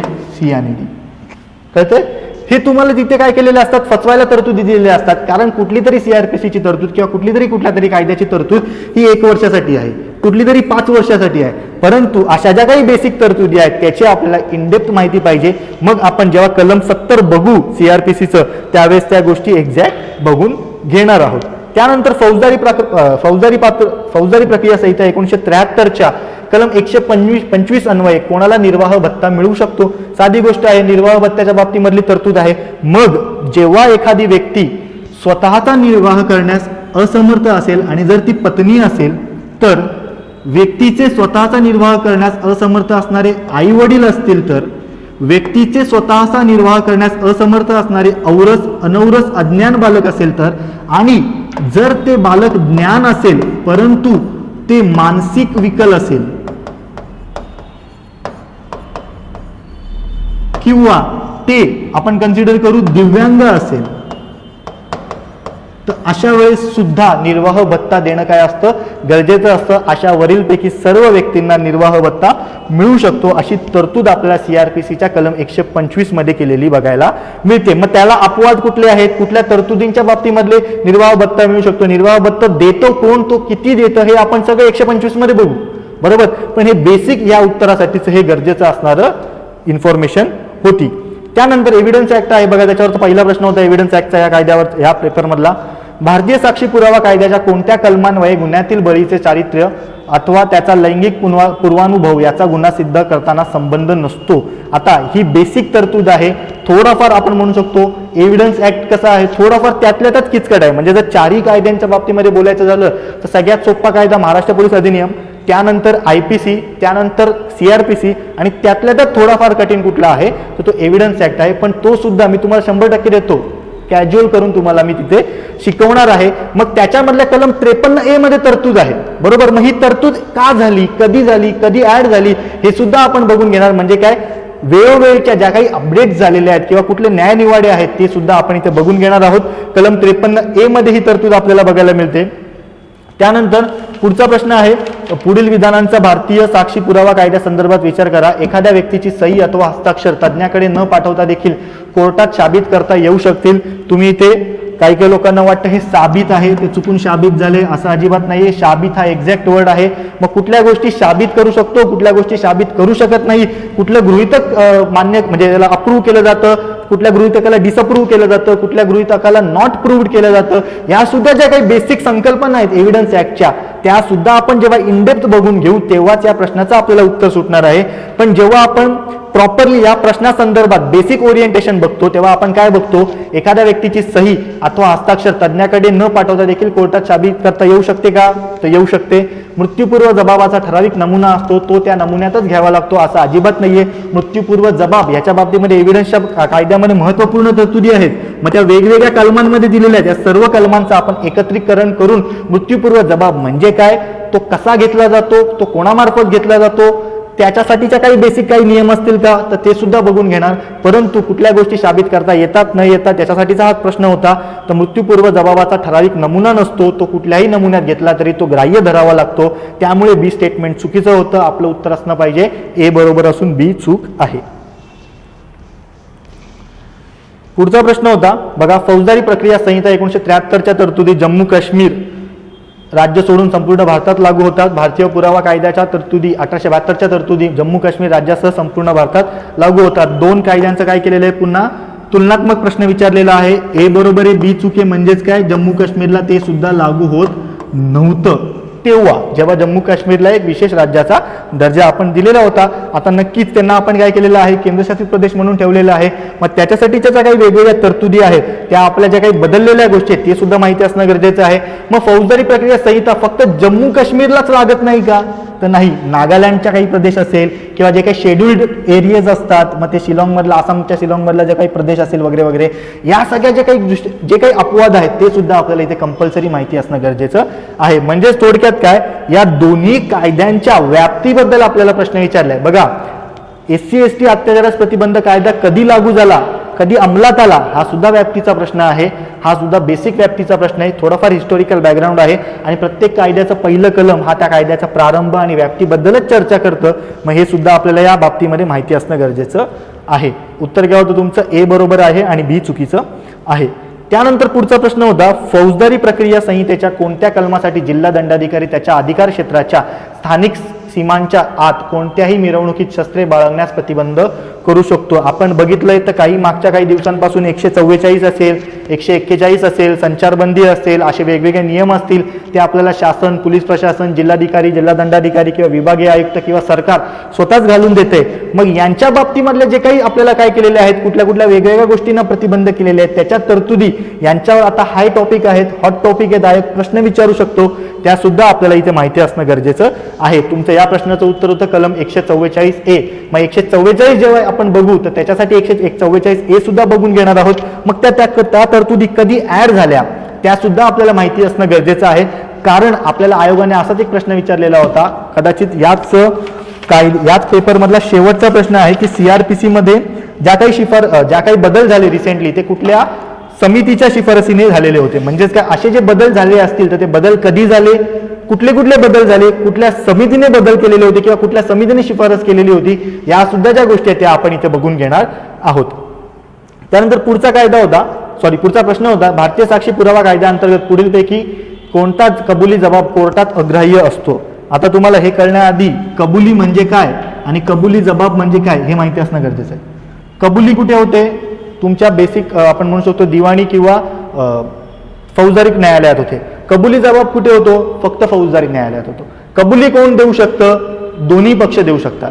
कबुली जबाब कोण देऊ शकतो, फक्त जो आरोपी आहे तोच देऊ शकतो. म्हणजेच काय, हा प्रश्न कळण्याआधी आपल्याला फक्त कबुली म्हणजे काय, कबुली जबाब म्हणजे काय हे माहिती असणं गरजेचे. ते जेव्हा आपण एव्हिडन्स ऍक्ट बघू तेव्हा बेसिक बघून घेणार आहोत. त्यानंतर प्रश्न काय होता बघा, कुठल्या कुठल्या गोष्टी अग्राह्य असतात, मग ग्राह्य कधी होतात. म्हणजे आपण जेव्हा ते मगाशी 3 शब्द वापरले मी, अप्रूव्ड, डिसप्रूव्ड आणि नॉट प्रूव्ड, हे केव्हा होतं ते सुद्धा आपण बघून घेणार आहोत. केव्हा पोलीस अधिकाऱ्यासमोर आरोपीने धमकीपोटी दिलेला कबुली जबाब, कनिष्ठाने वरिष्ठ अधिकाऱ्यासमोर दबावाखाली दिलेला कबुली जबाब, पोलिसांचे सानिध्यात असताना दिलेला कबुली जबाब, या सगळ्या कबुली जबाब कोर्टात कसे असतात, अग्राह्य असतात. मग ग्राह्य कुठले असतात किंवा ग्राह्य कबुली जबाब कोणासमोर दिला जातो हे सुद्धा आयोग विचारू शकतो. ते सुद्धा आपण एव्हिडन्स ऍक्ट जेव्हा बघू तेव्हा इन डेप्थ बघून घेणार आहोत. त्यानंतर पुढचा प्रश्न होता, पुढीलपैकी कोणत्या कार्यवाहीस भारतीय साक्षी पुरावा कायदा लागू होत नाही. बेसिक व्याप्तीचा प्रश्न आहे. बघा कुठे कुठे लागू होतो, कुठे कुठे लागू होत नाही, कधी अंमलात आला, कधी राष्ट्रपतींची स्वाक्षरी झाली, त्याला काय अपवाद आहे, बेसिक व्याप्ती आणि प्रारंभाचे प्रश्न आहेत. हे प्रत्येक कायद्याचं आपल्याला माहिती असणं गरजेचं आहे. मग जेव्हा एखादा लष्करी न्यायालय असेल, म्हणजे खास करून आपण जेव्हा बघू आर्मी, नेव्ही, एअरफोर्स यांचे जे न्यायालय असतील, त्यानंतर लवादापुढील एखादी कार्यवाही असतील, तर अशा ठिकाणी भारतीय साक्षी पुरावा कायदा काय होतो, लागू होत नाही. बरोबर. मग तो कुठे लागू होतो, कुठे लागू होत नाही, हे आपण त्यावेळेस प्रॉपर जेव्हा व्याप्ती बघू तेव्हा ते समजून घेण्याचा प्रयत्न करणार. बघा पुढचा प्रश्न आहे, फौजदारी प्रक्रिया संहितेच्या संदर्भात खालील विधाने विचारात घ्या व योग्य उत्तर निवडा. जसं मी तुम्हाला सांगितलं, आपण हे विशेष न्याय दंडाधिकारी म्हणजे काय, विशेष कार्यकारी दंडाधिकारी काय म्हणजे काय, हे प्रॉपर या संकल्पना समजून घेणार. या आपल्याला फौजदारी प्रक्रियेच्या बाबतीमधल्या कायद्यामध्ये प्रॉपर एक्सप्लेन करून दिलेले आहेत. आता विशेष कार्यकारी दंडाधिकारी हा तालुका लेवलला आपल्याला बघायला मिळतो, त्याच्यावरती आपल्याला बघायला मिळतो विशेष न्याय दंडाधिकारी. मग जर ते असेल तर ह्या समानार्थी संज्ञा आहेत का, तर नक्कीच नाही. समन्स केस म्हणजे ज्या गुन्ह्यांकरिता फाशीची किंवा जन्मठेपेची किंवा 2 वर्षांपेक्षा जास्तची शिक्षा असते असं स्टेटमेंट दिलेलं आहे. पण समन्स खटले म्हणजे काय, 2 इयर्सपेक्षा कमी शिक्षा असणारे खटले. म्हणजेच काय, आयोगाने इथे आपल्याला उलट करून दिलेलं आहे. मग समन्स खटले म्हणजे काय, आणि ह्या ज्या काही वेगवेगळ्या संकल्पना आहेत, या संकल्पना आपण जेव्हा प्रॉपर CRPC समजू तेव्हा आपण हायरार्कीने लक्षात ठेवणार. त्याच्याने आपले 2 अजेंडा क्लिअर होणार. या संकल्पना कळणार, प्रश्न आला तर आपण सोडवू शकतो. हायरार्कीचा जर प्रश्न आला क्रमाने लावा, तर ते सुद्धा आपल्याला माहिती असणं गरजेचं आहे. पुढचा प्रश्न होता, ज्या गुन्ह्याला फाशीची अथवा जन्मठेपेची शिक्षा आहे असा अपराध केला असला तरी फौजदारी प्रक्रिया संहिता मधील तरतुदीनुसार पुढीलपैकी कोणत्या प्रकारच्या आरोपींना जामिनावर सोडता येते. अगेन अपवादावर प्रश्न विचारलेला होता. मग याच्या बाबतीत जेव्हा आपण बघतो CRPCच्या कलम 437 मध्ये या तरतुदी दिलेल्या आहेत. मग जेव्हा एखादा गुन्हा, ज्या गुन्ह्याला फाशीची शिक्षा असेल, मग तो गुन्हा कुठलाही असू शकतो, ज्याला फाशीची शिक्षा किंवा जन्मठेपेची शिक्षा असेल, परंतु जर 16 वर्षापेक्षा कमी वयाचा आरोपी असेल, कोणत्याही वयाची स्त्री असेल, कोणताही आजारी अथवा दुर्बळ व्यक्ती असेल, तर त्याला काय करू शकतो, आपण जामिनावर सोडू शकतो. मग असे जे कुठले खटले आहेत किंवा अशा ज्या काही कार्यवाही आहेत, ते अगेन CRPC बघताना आपण शिकून कंपल्सरी घेणार आहोत. बघा सगळी कलमं आपल्याला इथे महत्वाची. याचं उदाहरण आपल्याला आयोगाने बेसिक व्याख्येमध्ये पण प्रश्न विचारलेत, काही पहिल्या कलमांमध्ये पण प्रश्न विचारलेत, आणि काही शेवटच्या कलमांमध्ये पण प्रश्न विचारलेले आहेत. म्हणजेच काय, आपण जेव्हा कलमांचा अभ्यास करू तेव्हा मेजर आणि मायनर असा जरी विभाग केला तरी सर्व कलम आपण काय करणार आहोत, तोंडओळख करून घेणार. म्हणजेच काय, आपण मेजर मायनर मध्ये आपण बायफर्गेट करून त्याचा अभ्यास जास्तीत जास्त चांगल्या पद्धतीने करू शकतो. त्यानंतर पुढचा प्रश्न काय आहे, भारतीय साक्षी पुरावा कायद्याच्या तरतुदींप्रमाणे पुढीलपैकी कोणता पुरावा हा निर्णायक पुरावा मानला जातो. मग एव्हिडन्स कायद्यामध्ये आपल्याला ज्या काही बेसिक तरतुदी दिलेल्या आहेत त्याच्यानुसार आपण जेव्हा बघतो तेव्हा DNA तज्ज्ञांनी दिलेला पुरावा, बोटांचे ठसे घेणाऱ्या तज्ज्ञांचा पुरावा, ह्या 2 गोष्टी ज्या असतात त्या काय असतात, निर्णायक पुरावा मानले जातात. या 2 गोष्टींसाठी म्हणजे वैयक्तिक तज्ज्ञांचे मत आणि तज्ज्ञ लेखकाने पाठ्यपुस्तकात व्यक्त केलेले मत. आता तज्ज्ञ लेखकाने पाठ्यपुस्तकात त्याचं मत व्यक्त केलंय ना, कळतंय. मग ह्या बेसिक गोष्टी कशा लक्षात ठेवायच्या, निर्णायक पुरावा म्हणजे कुठल्या गोष्टी, किंवा त्रयस्थ पक्षाचं मत हे कधी ग्राह्य धरलं जातं, तर ते त्रयस्थ पक्ष कोण असावेत हे एव्हिडन्स कायद्याने सुद्धा दिलेलं आहे. ते सुद्धा आपण प्रॉपर इनडेप्थ बघून घेणार. या सगळ्या नावांची आपण एकाखाली एक लिस्ट त्या नोट्सच्या माध्यमातून तुम्हाला प्रोव्हाइड करणार. म्हणजेच काय, कलम वाचायचं, एका वाक्यात ते कलम लक्षात ठेवायचं, त्याच्या तरतुदी ज्या काय ते बघून घ्यायच्या, त्या ट्रिक्सच्या माध्यमातून पुन्हा लक्षात ठेवायच्या. अशा बाबतीतला अप्रोच आपला असणार आहे. त्यानंतर अगेन खंडनयोग्य गृहीतक, अखंडनीय गृहीतक, तथ्यांसंबंधी गृहीतक, एव्हिडन्स कायद्याच्या बाबतीमधल्या ज्या काही बेसिक संकल्पना आहेत, या संकल्पना इनडेप्थ समजून सांगितल्या जाणार. आयोगाने हा प्रश्न सध्या कॅन्सल केलाय, पण भविष्यात याच्या बाबतीमध्ये प्रश्न येऊ शकतो, आणि जर तसा प्रश्न आला तर तो आपला चुकता कामा नये. बरोबर. भारतीय साक्षी पुरावा कायद्याअंतर्गत खालीलपैकी कोणता दस्तऐवज सार्वजनिक दस्तऐवज नाही. आता साधी गोष्ट आहे, सार्वजनिक दस्तऐवज कुठला किंवा सार्वजनिक दस्तऐवज कुठला नाही हे एव्हिडन्स कायद्यामध्ये प्रॉपर मेन्शन करून दिलेलं आहे ना. मग त्याच्यासाठी आपण वेगळं बघण्यापेक्षा प्रत्येक कायद्याचं इनडेप्थ कलम जरी बघून घेतलं तरी आपल्याला कळतं, जेव्हा खासगी नागरिकाचे नोंदणी न केलेले मृत्यूपत्र असतं तेव्हा त्याला काय म्हणतो आपण, सार्वजनिक दस्तऐवज नसलेले एखादा घटक म्हणतो. हे बेसिक आपल्याला गोष्टी माहिती असणं गरजेचं आहे. मग आता आयोगाने काय प्रश्न विचारला, दस्तऐवज नाही. भविष्यात आयोग काय विचारू शकतो, दस्तऐवज कुठले आहेत किंवा दस्तऐवज कुठला निर्णायक असावा किंवा निर्णायक पुरावा कुठला असावा याच्या बाबतीमधल्या त्या कायद्यात्मक कलम सुद्धा विचारू शकतात, ते सुद्धा आपल्याला माहिती असणं गरजेचं आहे. एखाद्या व्यक्तीच्या ठाव ठिकाणा डॅश कळाला नसेल तर ती व्यक्ती हयात नाही असे गृहीत धरले जाते. साधी गोष्ट इथे ह्यात लिहिलेलं आहे. मूळ कायद्यामध्येच असे काही शब्द दिलेले आहेत जे आपल्याला बेसिक शुद्धीकरणाच्या बाबतीमधनं चुकीचे वाटू शकतात, पण ह्या असा जर काही कुठला डाऊट तयार झाला तर ह्याला त्याला नावं ठेवण्यापेक्षा खाली इंग्लिशमध्ये दिलेलं आहे, इंग्लिशमध्ये बघून घ्यायचं. इंग्लिशमध्ये बेसिक सोपं दिलेलं आहे. The law presumes a person as dead if a person has not been heard of for. हयात नसणे, पर्सन ॲज डेड, साधी गोष्ट आहे, क्लिअरली मेन्शन केलेलं आहे. मग 7 वर्ष जेव्हा एखाद्या माणसाचा कुठलाच ठाव ठिकाणा लागत नाही तेव्हा त्या माणसाला आपण काय म्हणू शकतो, तर तो व्यक्ती हयात नाही असं गृहीत धरू शकतो, असं आपल्याला कायद्याने सांगितलेलं आहे, असं आपल्याला एव्हिडन्स ऍक्ट सांगतो. त्यानंतर भारतीय साक्षी पुरावा कायद्याच्या कलम 91 नुसार जेव्हा कायद्याने लोक अधिकारी म्हणून लेखी नेमणूक करणे गरजेचे असते व कोणी विशिष्ट व्यक्ती असा अधिकारी म्हणून वागला आहे असे जेव्हा दाखविण्यात येते तेव्हा ज्याद्वारे त्यांची नेमणूक केली जाते तो लेखी कागद सिद्ध करावा लागत नाही. आता मी तुम्हाला 100% गॅरंटी देऊन सांगतो, पहिल्या वाचनात हे लक्षात येणंच फार कठीण आहे. बरोबर, एव्हिडन्स ऍक्ट जसं मी बोललो, शब्द एवढे त्यांनी तर विचार करून वापरलेत, तर आपल्याला ते शब्द बोली भाषेत आपण त्यांचा वापरच करत नाही, ते आपल्याला किचकट वाटू शकतात, कठीण वाटू शकतात. आता हा किती महत्वाचा प्रश्न आहे किंवा ही किती महत्वाची संकल्पना आहे, जे मी तुम्हाला मगाशी म्हटलं त्या XYZ कुठलं तरी पुस्तक होतं, मला त्याचं एक्झॅक्टली खरंच नाव आठवत नाही, त्या कायद्याच्या पुस्तकामध्ये जवळजवळ या कलमाचं स्पष्टीकरणच दिलेलं नव्हतं. बरोबर, म्हणजे त्यावेळेसच्या आवृत्तीनुसार. आता ऍड झाला असेल तर नक्कीच चांगली गोष्ट आहे. बरोबर, मग अशी गोष्ट होत असेल तर आपला हा प्रश्न चुकेल ना, जर आपल्याला प्रश्न उत्तर नाही देता आलं तर. बरोबर, म्हणजेच काय, तुम्हाला किंवा आम्हाला या कायद्यातलं काय महत्वाचं आहे आणि काय महत्वाचं नाही हे ठरवण्याचा अजिबात अधिकार नाही. एव्हिडन्स ऍक्ट म्हणजे सर्व कलम ही आपण लक्षात ठेवायची. त्याच्यामध्ये मेजर मायनर नक्कीच फरक करायचा. मायनरला थोडा कमी वेळ द्यायचा, आपण त्यांची तोंड ओळख करायची. मेजरला जास्तीत जास्त वेळ द्यायचा. फक्त मेजर्सच्या मागे न जाता मायनर्सकडे पण लक्षात ठेवायचे. हा प्रश्न चुकू शकतो. कळतंय? मग तुम्ही म्हणाल एकाच प्रश्नासाठी काय, मी पुन्हा सांगतो, एक प्रश्न चुकतो म्हणजे तुमचे 2 मार्क तर 100% जातात, परंतु तो तुमचा चुकलाय ना, म्हणजे तुमचे निगेटिव्हचे 5.5 गेले. तुमच्यासोबत कॉम्पिटिशन मध्ये जो आहे आणि ज्यांनी जेन्युअनली अभ्यास केलाय त्याचा बरोबर आलाय ना, तुमचे किती मार्क गेले. म्हणजे आता विचार करा, एका मार्काचं एवढं महत्व आहे, मग आपण एक एक प्रश्न घालवू शकतो का? नक्कीच नाही. आज हा एक प्रश्न आहे, जस नीट प्रॉपर सोर्सेस नसतील असे 4 प्रश्न असू शकतात. म्हणूनच ज्या कायद्याच्या पुस्तकामध्ये सर्व कलम आहेत असं बाजारातलं कुठलंही पुस्तक तुम्ही घेऊ शकतात.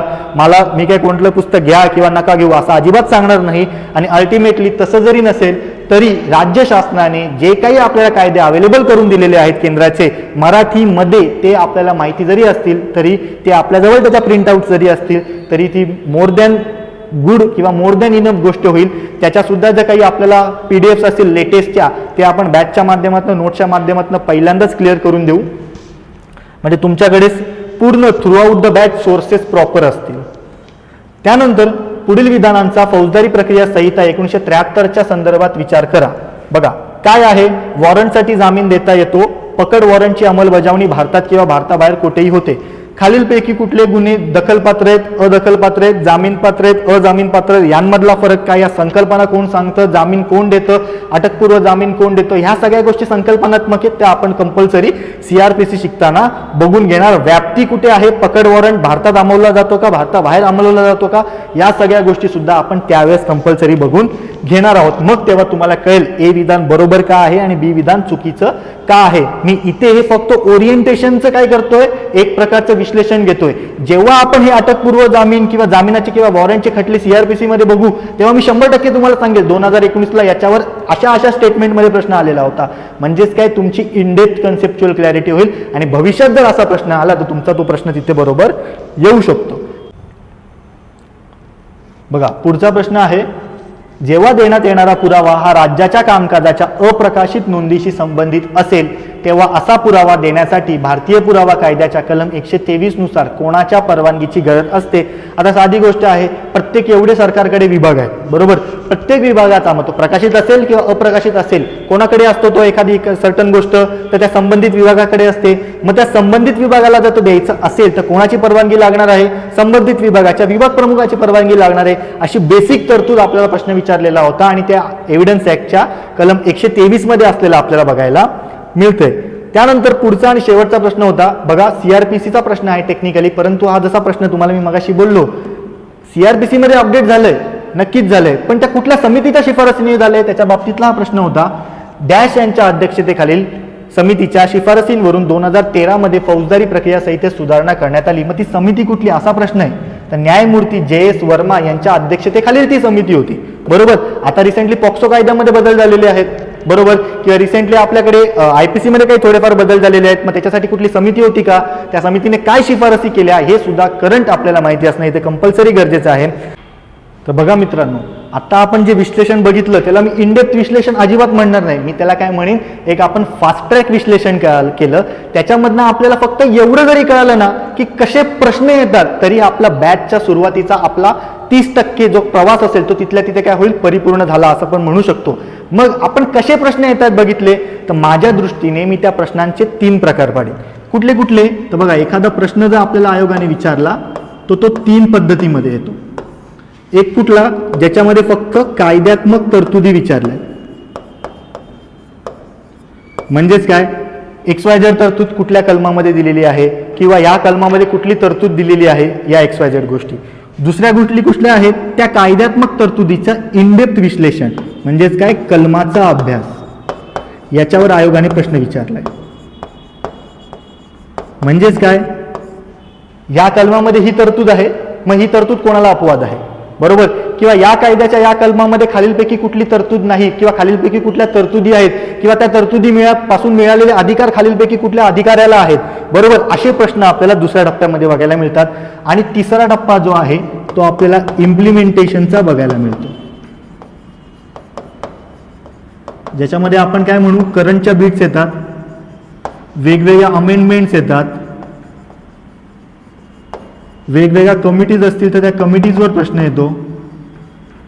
थोडक्यात आपल्याला ह्या 3 गोष्टींचं जरी आज कळालं की प्रश्न हे 3 प्रकारचे येतात, कोणी सांगितलं, आपण पेपर बघितला, त्या पेपरने आपल्याला सांगितलं, बरोबर? हे जरी कळालं तरी मी म्हणेन या ओरिएंटेशनच्या बाबतीमधलं जे काही आपण विश्लेषण बघितलं, फास्ट ट्रॅक विश्लेषण, ते आपल्याला बघण्याचं सार्थ झालं. याच्यामधल्या इनडेप्थ गोष्टी, एकूण एक तरतुदी काय आहेत, त्या कायद्यामधल्या तरतुदीच्या बाबतीमधलं अपवाद काय आहेत, त्या नोट्सच्या माध्यमातून, लेक्चरच्या माध्यमातून मी तुम्हाला 100% सांगणार, बरोबर? पण उद्या उठून ते प्रश्न ते आपण समजूनच का घेतोय हे कळण्यासाठी कसे प्रश्न येतात हे आपल्याला माहिती असणं गरजेचं होतं.